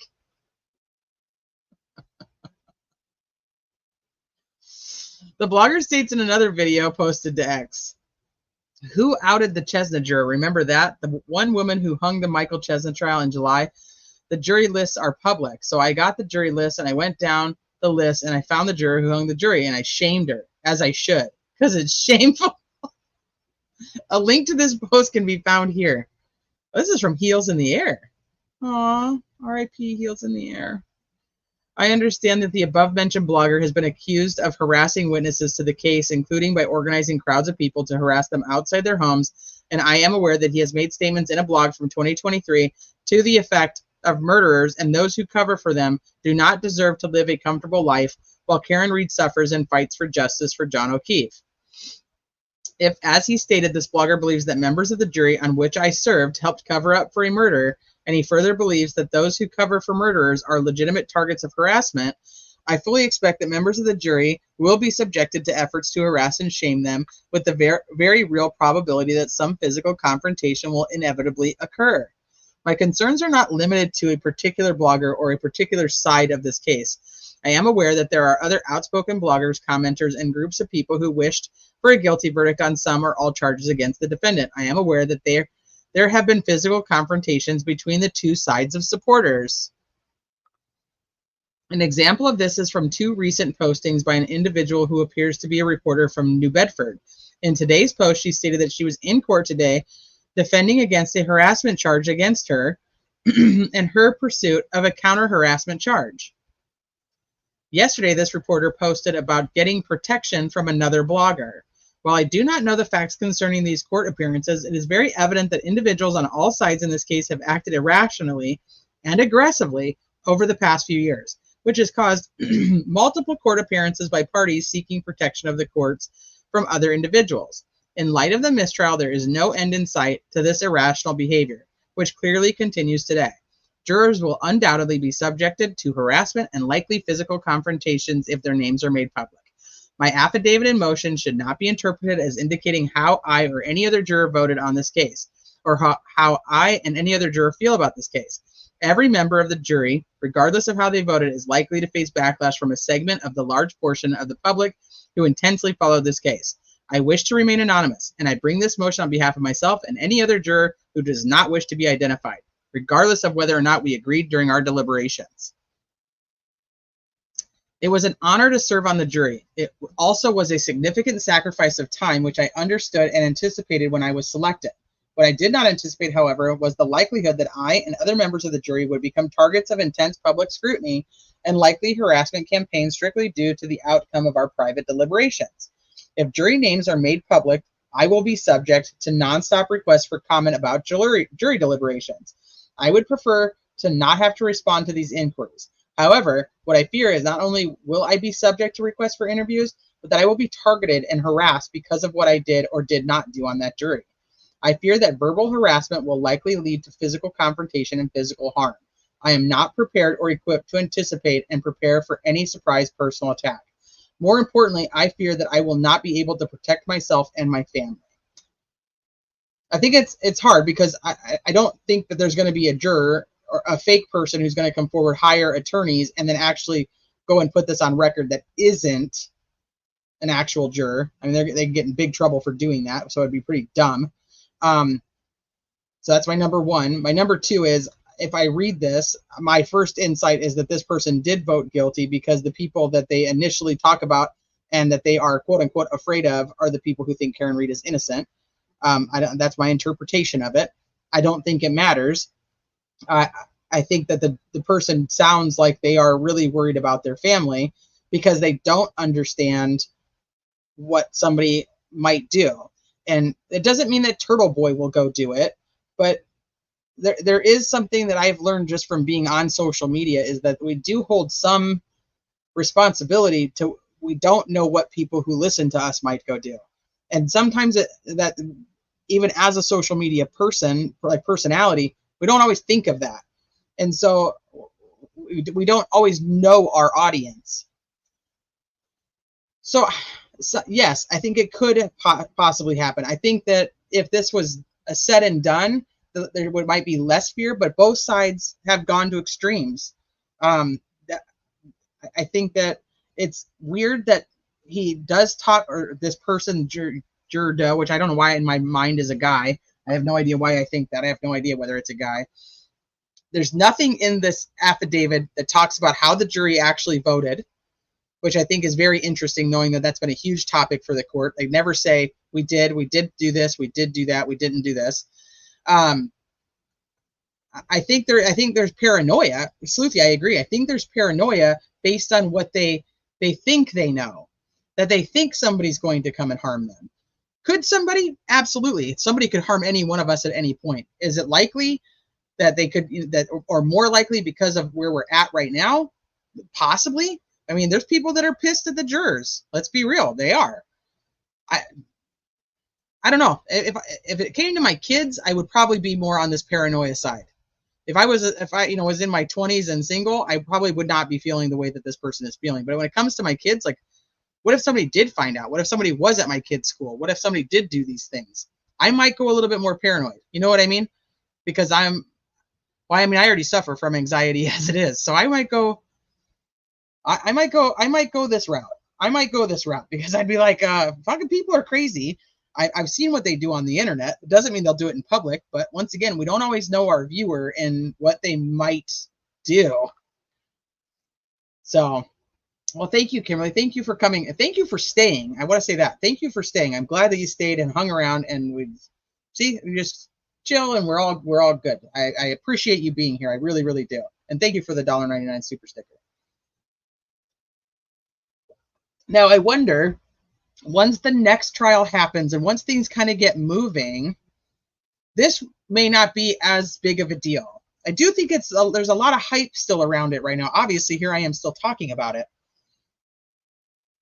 I don't know. This is weird. This is weird. There was media and cameras at the secret jury pickup spot, and they live in the area. I don't know if there was cameras and they actually were there. Let's say they were there intentionally, right? I mean, because maybe they just used whatever this place was, that there was the drop-off location. Like maybe the media crew was like, hey, let's just park our shit over here, and it might just work out. That we'll just stay over here because it's empty and we can just walk over. Whatever. Maybe a total coincidence. But if it was intentional and there's news crews and there's photographers, we never saw anything. We never saw anything. I mean, I would think that even if it was just the regular old folk, people would have wanted to see that, and people would have put it out because you want me to start a poll. So, but going back to like the Turtle Boy thing, I think that it's interesting because does this Juror Doe, not actually know that the person that they're discussing was actually sitting in the courtroom, I mean, and literally facing the jury? Like, he could walk around town and be able to recognize the jurors. He was there almost every single day of trial. So I'm wondering, like, somebody like that they wouldn't need to know the person's name to just be like, if they're in town, they'd be like, hey, that's that guy. That was juror number 4. You know what I mean? Like, they're going to know whether they know their name or not. And that's for any of the reporters in there.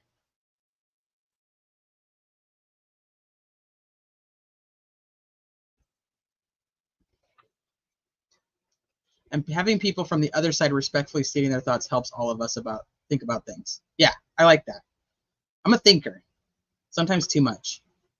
Yeah, Paul saying, yeah, I'm not done with you. You're not done yet. I'm not done with you. That's problematic. Because there's no notary, does that mean it could be a fake juror? Travis, what do you think about that? What do you think about the fact that they are using a pseudonym? Do you think that they had to provide some type of proof to the court, at least, that this was an actual juror? Or do you think that it didn't matter because it's just a jury list and she has no problem with extending it? So I'm not doing jack. Let's see, but they began their fear immediately the day of, because as they drove home from verdict day, they thought they were being followed, allegedly. Right. They probably are somebody like me who has who suffers from fucking anxiety. I'd be like, shit. Especially if I was, let's say I was one of the guilters, and then all of a sudden I realize, like, now there's a whole fucking group of all the, what do they call them, the pink people, you know what I mean? And he's like, oh crap. I was specifying Turtle Boy only meant from either side. It sounds like the juror was worried about both sides. I think, yeah, and it does sound like this person was kind of sticking up for other people on the jury, like, just like, give us some time here. Like, I'm not equipped. I'm not ready. I'm not ready for it.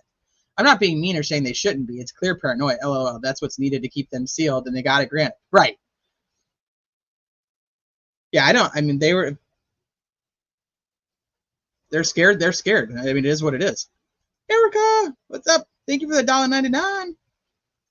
Okay, a notary, you have to identify yourself. So notary logs form, yeah, they have to have an ID. So that isn't going to happen. We'll have to be court asking questions. Well, kind of like the affidavits from like Alan Jackson and Yannetti when they're like, or Jackson mostly, when he's like, by knowing this person's occupation, knowing their name, knowing where they were seated, knowing, these types of things about them, then I'm able to say with, a good amount of certainty that this is that person.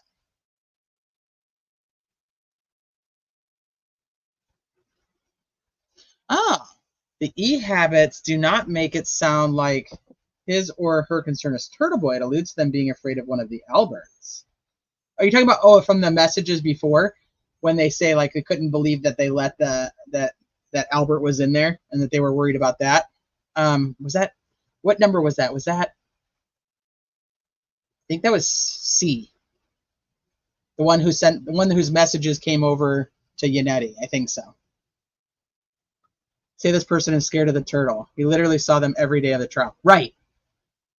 I'm like, yeah, that's probably not the best person to be afraid. And here's the other thing is, he has not gone and like, and maybe he has, but he hasn't publicly, as far as I know, gone and been like, okay, yeah, look I found this person because I know exactly what they look like and I know anything about them. You know what I mean? So it's a coffin death for free zone. I have my personal feelings about some of those people. I try to keep my personal feelings out of it, which is why I haven't talked about Delphi.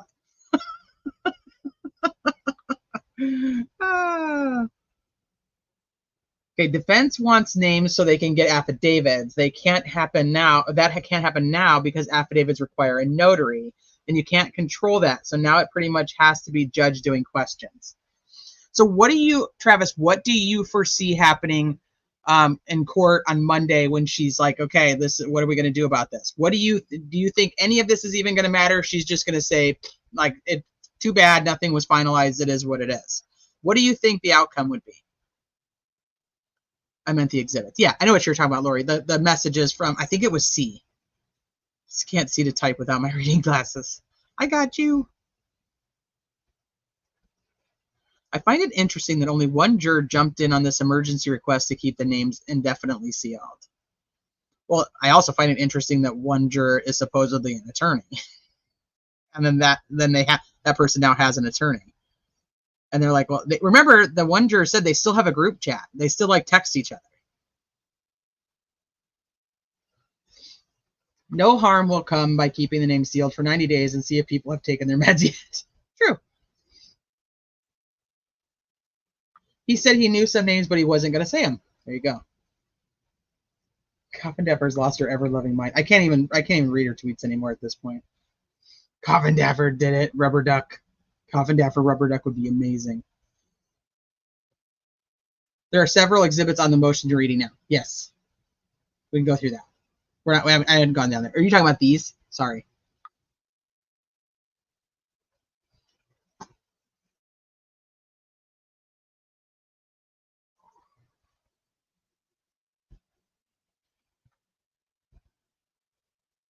Okay, so Karen Reed case ended up in a mistrial, but the diehards haven't given up. This is the one that they were talking about for up in. These are all the exhibits from what they talked about in this motion, and that's the wording. We already read it. So Morrissey got to go. Free Karen Reed.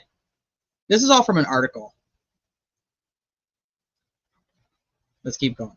So Exhibit 2, Canton cover-up, Part 76. Chris Albert confronts loser woman in Free Karen Reed shirt in Waterfall parking lot for taking his picture. I remember that. So this is that's a turtle boy. Free Karen Reed outside of the waterfall. Chris Albert, Chicken Parm Charlie. I mean, some of it's just silly. It's just, I mean, I guess it would be annoying, but it's silliness, like the ducks and the chicken parm and the bukkake. I mean, it's not serious. It's just silly. That's why I said I can be irritating. I get that, but so he's put the articles in from Turtle Boy. Here's the Jessica Machado, the tweet that he was talking about.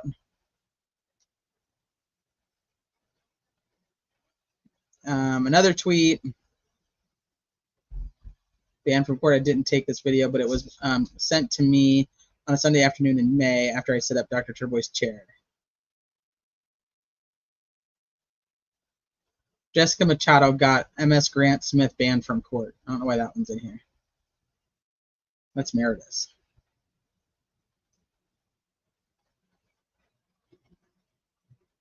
Oh, this is when he's talking about the one blogger is getting a protection order from the other one. Uh-oh. And there's a Butt Dial McCabe account. Oh, you can't see it? Shit, I'm sorry. Hold on, I'll make it. If I go too big, it'll take it off the screen. All right, let me see what it tries. Doesn't matter. Not saying it improper for jurors to contact. No court is going to rule on a verdict has been reached based on the affidavits from the attorneys. No, she would have to do something with. She'd have to do something with all of them. I don't know how she would even do it at this point. I mean, she knows who they all are. Okay, sorry, Lori. I was going back on the old school exhibits. Since the defense can't contact jurors in Massachusetts, they can't just go out and get affidavits. The only way that this can be determined is if the jurors are called back and asked. That's what I'm thinking. Okay, so Travis says, I foresee she is going to be fucking pissed that the jurors could hear protesters while deliberating. I think that she's going to say, I'm not releasing names to you or anyone, even under a protective order. But no, what do you think she's going to do about the fact that there are jurors coming forward saying that they had reached a verdict on 2 of the counts? Do you think that she's going to do anything about that? Heavy Metal Rehab says another pro-prosecution person getting physical with someone. Correct. And they do. I mean, the affidavit on the juror talks about both sides, and that's Grant, as everybody knows, is a pro-prosecution person.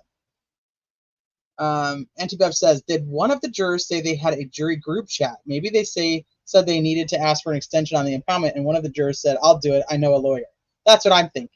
Or if that person is a lawyer, then they're just like, yeah, I'll get the other person in my firm to be my lawyer.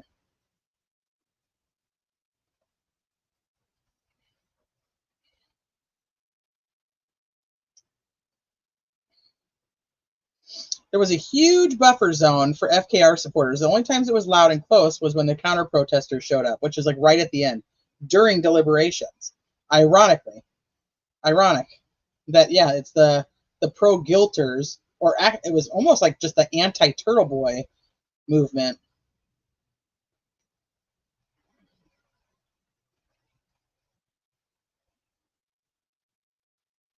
Is that true? Are they actually related, or are they not really related? Are they actually related, Heavy Metal Rehab? Or is that just like in jest because they're kind of the same, like the same? Jurors have the right to discuss their verdict individually if they choose, or say nothing.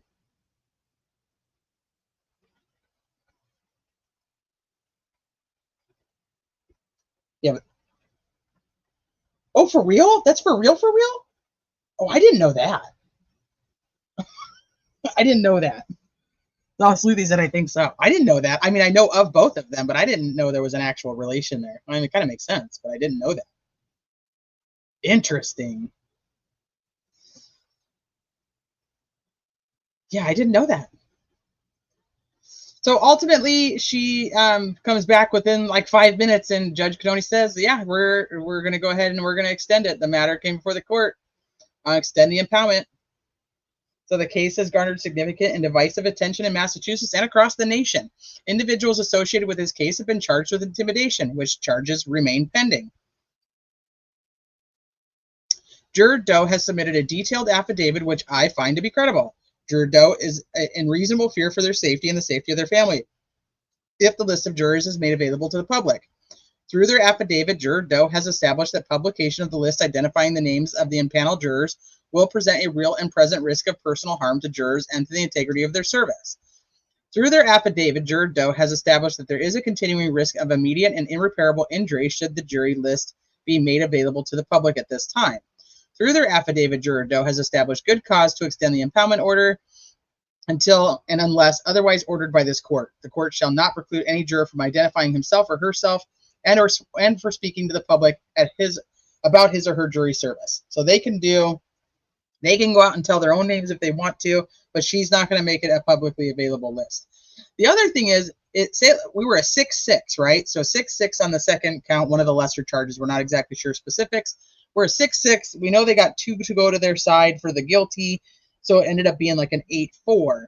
We don't know what, so even if this list was to come out, we don't know what 6 are what. So that could be a good thing and a bad thing. Like we could have, people just trying to question them, like which way did they? You guys can't. Why is it not like it's not really expanding a lot? We could have like people just going up and asking like, which 6 were you? And even if it comes to like a turtle boy, well, one, I don't think he's not gonna cause any harm, like physical harm to him. Obviously, like I was saying earlier, most of the stuff he does would just irritate the shit out of somebody. But he wouldn't know which ones were the 6. I'd be most afraid of Grant. He's clearly unhinged. Well, the whole chair episode outside the courthouse was just, I think that put me over the top, and I was like, oh yeah, I got nothing. I want nothing to do with that. I was like, this is fucking crazy. Charges remain pending is not good for Aiden. This is what you've said this, Travis. You've said like they need to get him to court and get that all done. You think that should happen before Karen Reed goes back to trial. I think that they're purposely, intentionally waiting. They like this. Now, Wendy was on STS with Turtle Boy, which I don't think she was on with Grant. Surviving the Survivor, yes, he let Turtle Boy come on panel when Wendy was on there, and it turned into a shit show. And so Turtle Boy was calling him out for not letting him come back on there, and he's like, we'll schedule something, but I'm not letting you just pop up here. The last time was a disaster. Eventually, doesn't that jury list have to be available for accountability? Yeah, I think that she's done it indefinitely at this point. But if they do another trial, which as of right now the Commonwealth says they're going to do, they're going to get a trial date. And then once that trial's done, I don't think this jury list is going to be as imperative. Right. So I think she'll let it go then. That's where I'm at.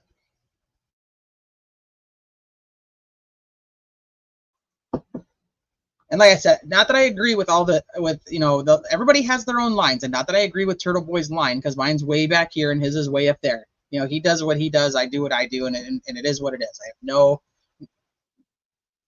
I'm not involved one way or the other. But what I will say is, like the rubber duck situation, some of the shit is just not, it's not for a trooper to be out there trying to investigate. It just doesn't make sense that that's the priority of the state police, is to go like with Tully going to arrest him. Like having the, like he could have just walked in. They could have just sent it to him. Like there's just things that they go so far to try to like prove a point, and then they're like, then there's excuses made for Canton PD and the troopers. I'm like, well, it was so stormy that night. You know, they did the best they could with their evidence cups and shopping bags. You know, so it's like, I think there needs to be some retraining and refocusing on what the important things of taxpayer money actually are, and they don't, and it fucking irritates me. That irritates me more than anything. And the fact that those two were not charged with assault like they were supposed to be, if that's true, that's bullshit. Let me just, if the roles were reversed and that was Turtle Boy talking to them, you cannot tell me right now that he would not have been put in handcuffs immediately. What they did was bullshit, and they should have been charged. Yeah, someone left a rubber duck outside the pizza shop, and the cops investigated it. Buchanan investigated it. Like, that's what I'm saying. Like, come on. Like, that's what the taxpayers pay for? Ugh.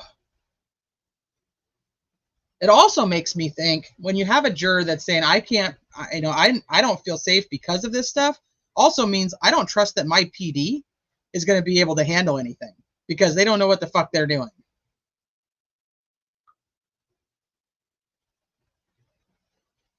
Yeah, it's a waste of money. Was John dead at the scene, or was there a chance of survival? I have always said that he was most likely deceased at the scene, but I was taught my whole life that you're not dead until you're warm and dead. And they had to try to raise his body temperature before they could declare him dead. And when they were trying to raise his body temperature, it would not go up. It would not raise enough to bring sufficient thought that there would be, that they could do any other life-saving matters. Like, there was no way to save him. I believe he was already deceased. But like I said, I was taught you had to be warm and dead before you could be declared dead. Now, there was a forensic person who was on a channel, and he said that that's not true. I've never heard that that wasn't true. He's literally the only person I've ever heard that that was not true. So I'm stuck with that. I go with what I was taught my whole life. Like, you have to be warm and dead. They have to try to bring your body back to temperature, back to normal temperature, because otherwise they can't be sure that you're actually deceased. That's where I'm going to stick with it. I believe he probably was, but they did the right thing by trying to use life-saving measures and get his body temperature back up. Can I cover Sandra Birchmar? I absolutely can. I would love to.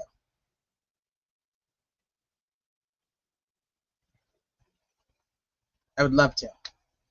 I know some about it. I don't know a ton about it.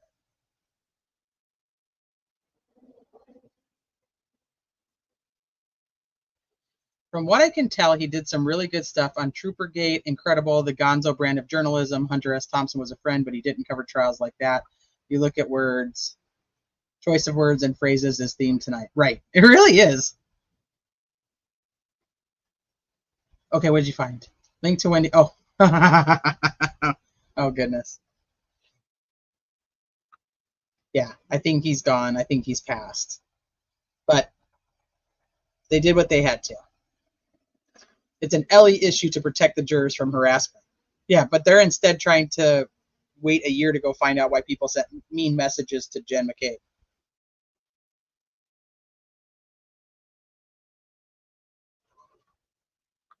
So from my understanding, like I said, I don't know a ton about it. I just know some. It's a third-party investigation that just declared her death a homicide, correct?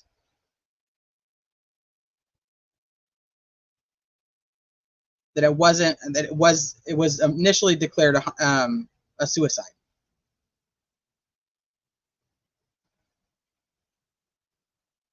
So I'll have to do some more research into it. I was raised in North Dakota, where it gets to -50, and you certainly warm up frozen people because they have come back. It depends on a lot of things, but having clothes on helps. Okay, no, you're in my boat with the, you have to be warm and dead. Yeah, and I don't know why I cannot remember his name right now. It's three names, three words, three names. Joseph Scott Morgan. I couldn't think of it a second ago. Yeah, the famous death investigator. He was on Melanie Little's, and he said that, and I'm like, I've never fucking heard that ever. But who am I to say that he's wrong? Oh, Cubic, painter. He tracked down a juror in another case and showed up at the front door. Huh. Is that the one that they were talking about, the Chestnut trial? Or it was the one girl? Is that the one? Mama K! We're talking about Sandra Birchmore right now. Oh, we're talking about all kinds of stuff. We were talking about Sandra Birchmore's cause of death, and then we also talked about if we believe that John O'Keefe was actually deceased at the scene.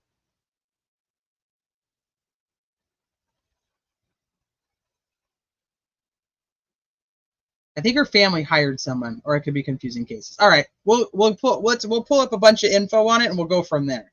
So I don't want to spread any bad info on the case, and I know I don't know enough about it. My sister has had cases: child near drownings, 30 minutes in 33-degree water, warmed per protocol, revived perfectly normal. A lot of factors.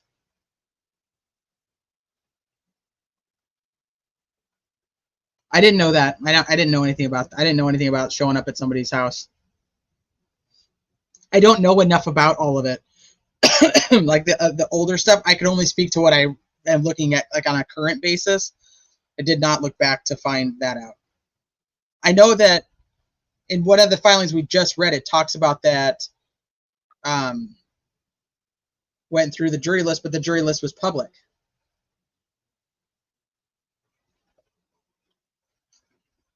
And I mean, the jurors aren't wrong. Journalists are going to come and ask them questions. There's no doubt about it. I mean, that's just journalists. Whether you consider Turtle Boy one or not, that's your opinion. But they're all going to come and ask questions.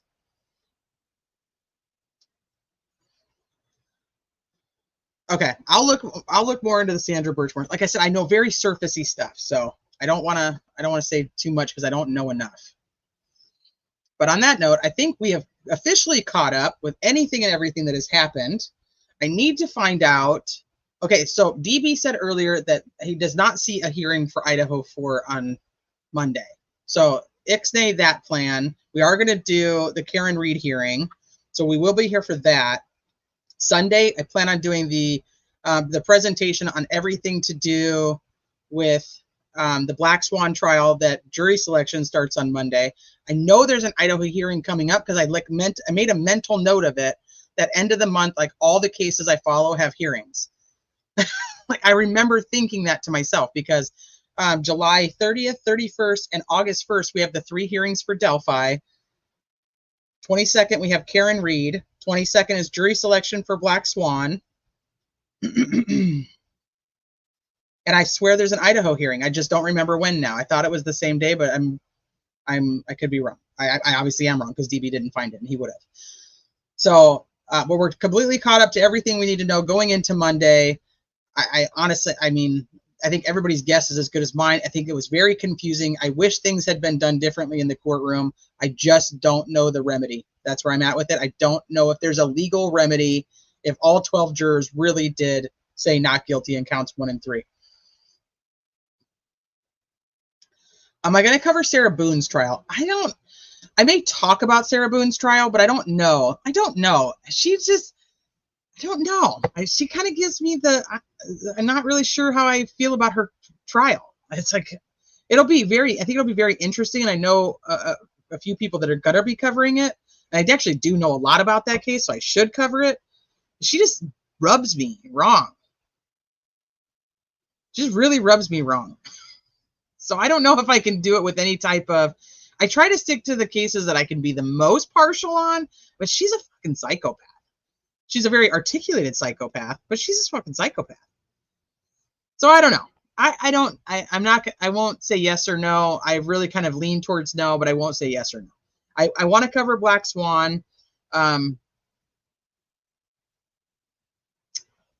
And Courtney Clenny was supposed to be happening, but now they have no trial date for her. Leela Cabot, which is with Shannon Ryan, they don't have a date for him yet. I mean, there's definitely some trials that are supposed to be coming up that I definitely want to talk about. But Sarah, I don't know, she just bugs me. She just bugs me so bad. Well, this lady, and they all do, but she just, I don't know. I can't stand it. That's why I'm like, just go fucking take a plea deal and go away. So that's where I'm at with Sarah Boone.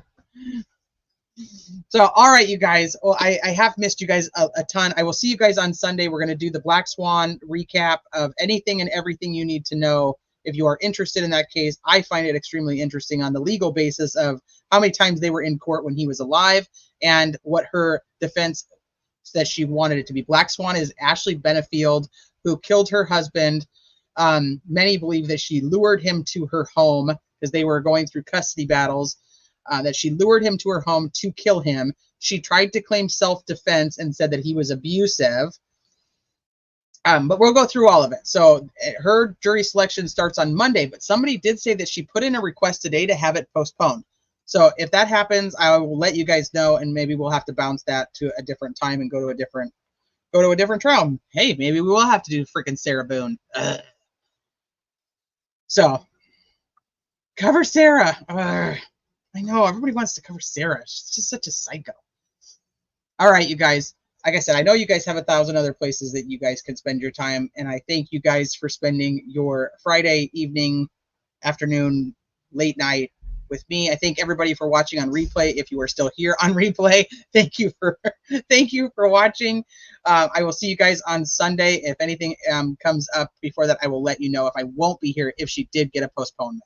So go enjoy the rest of your Friday evening, and I will see you guys in a couple of days.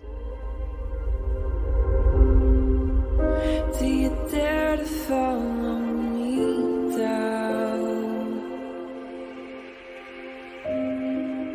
Head into the unknown.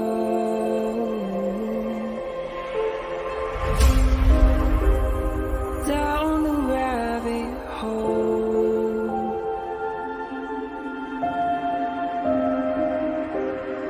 Where it stops, no one knows. We're going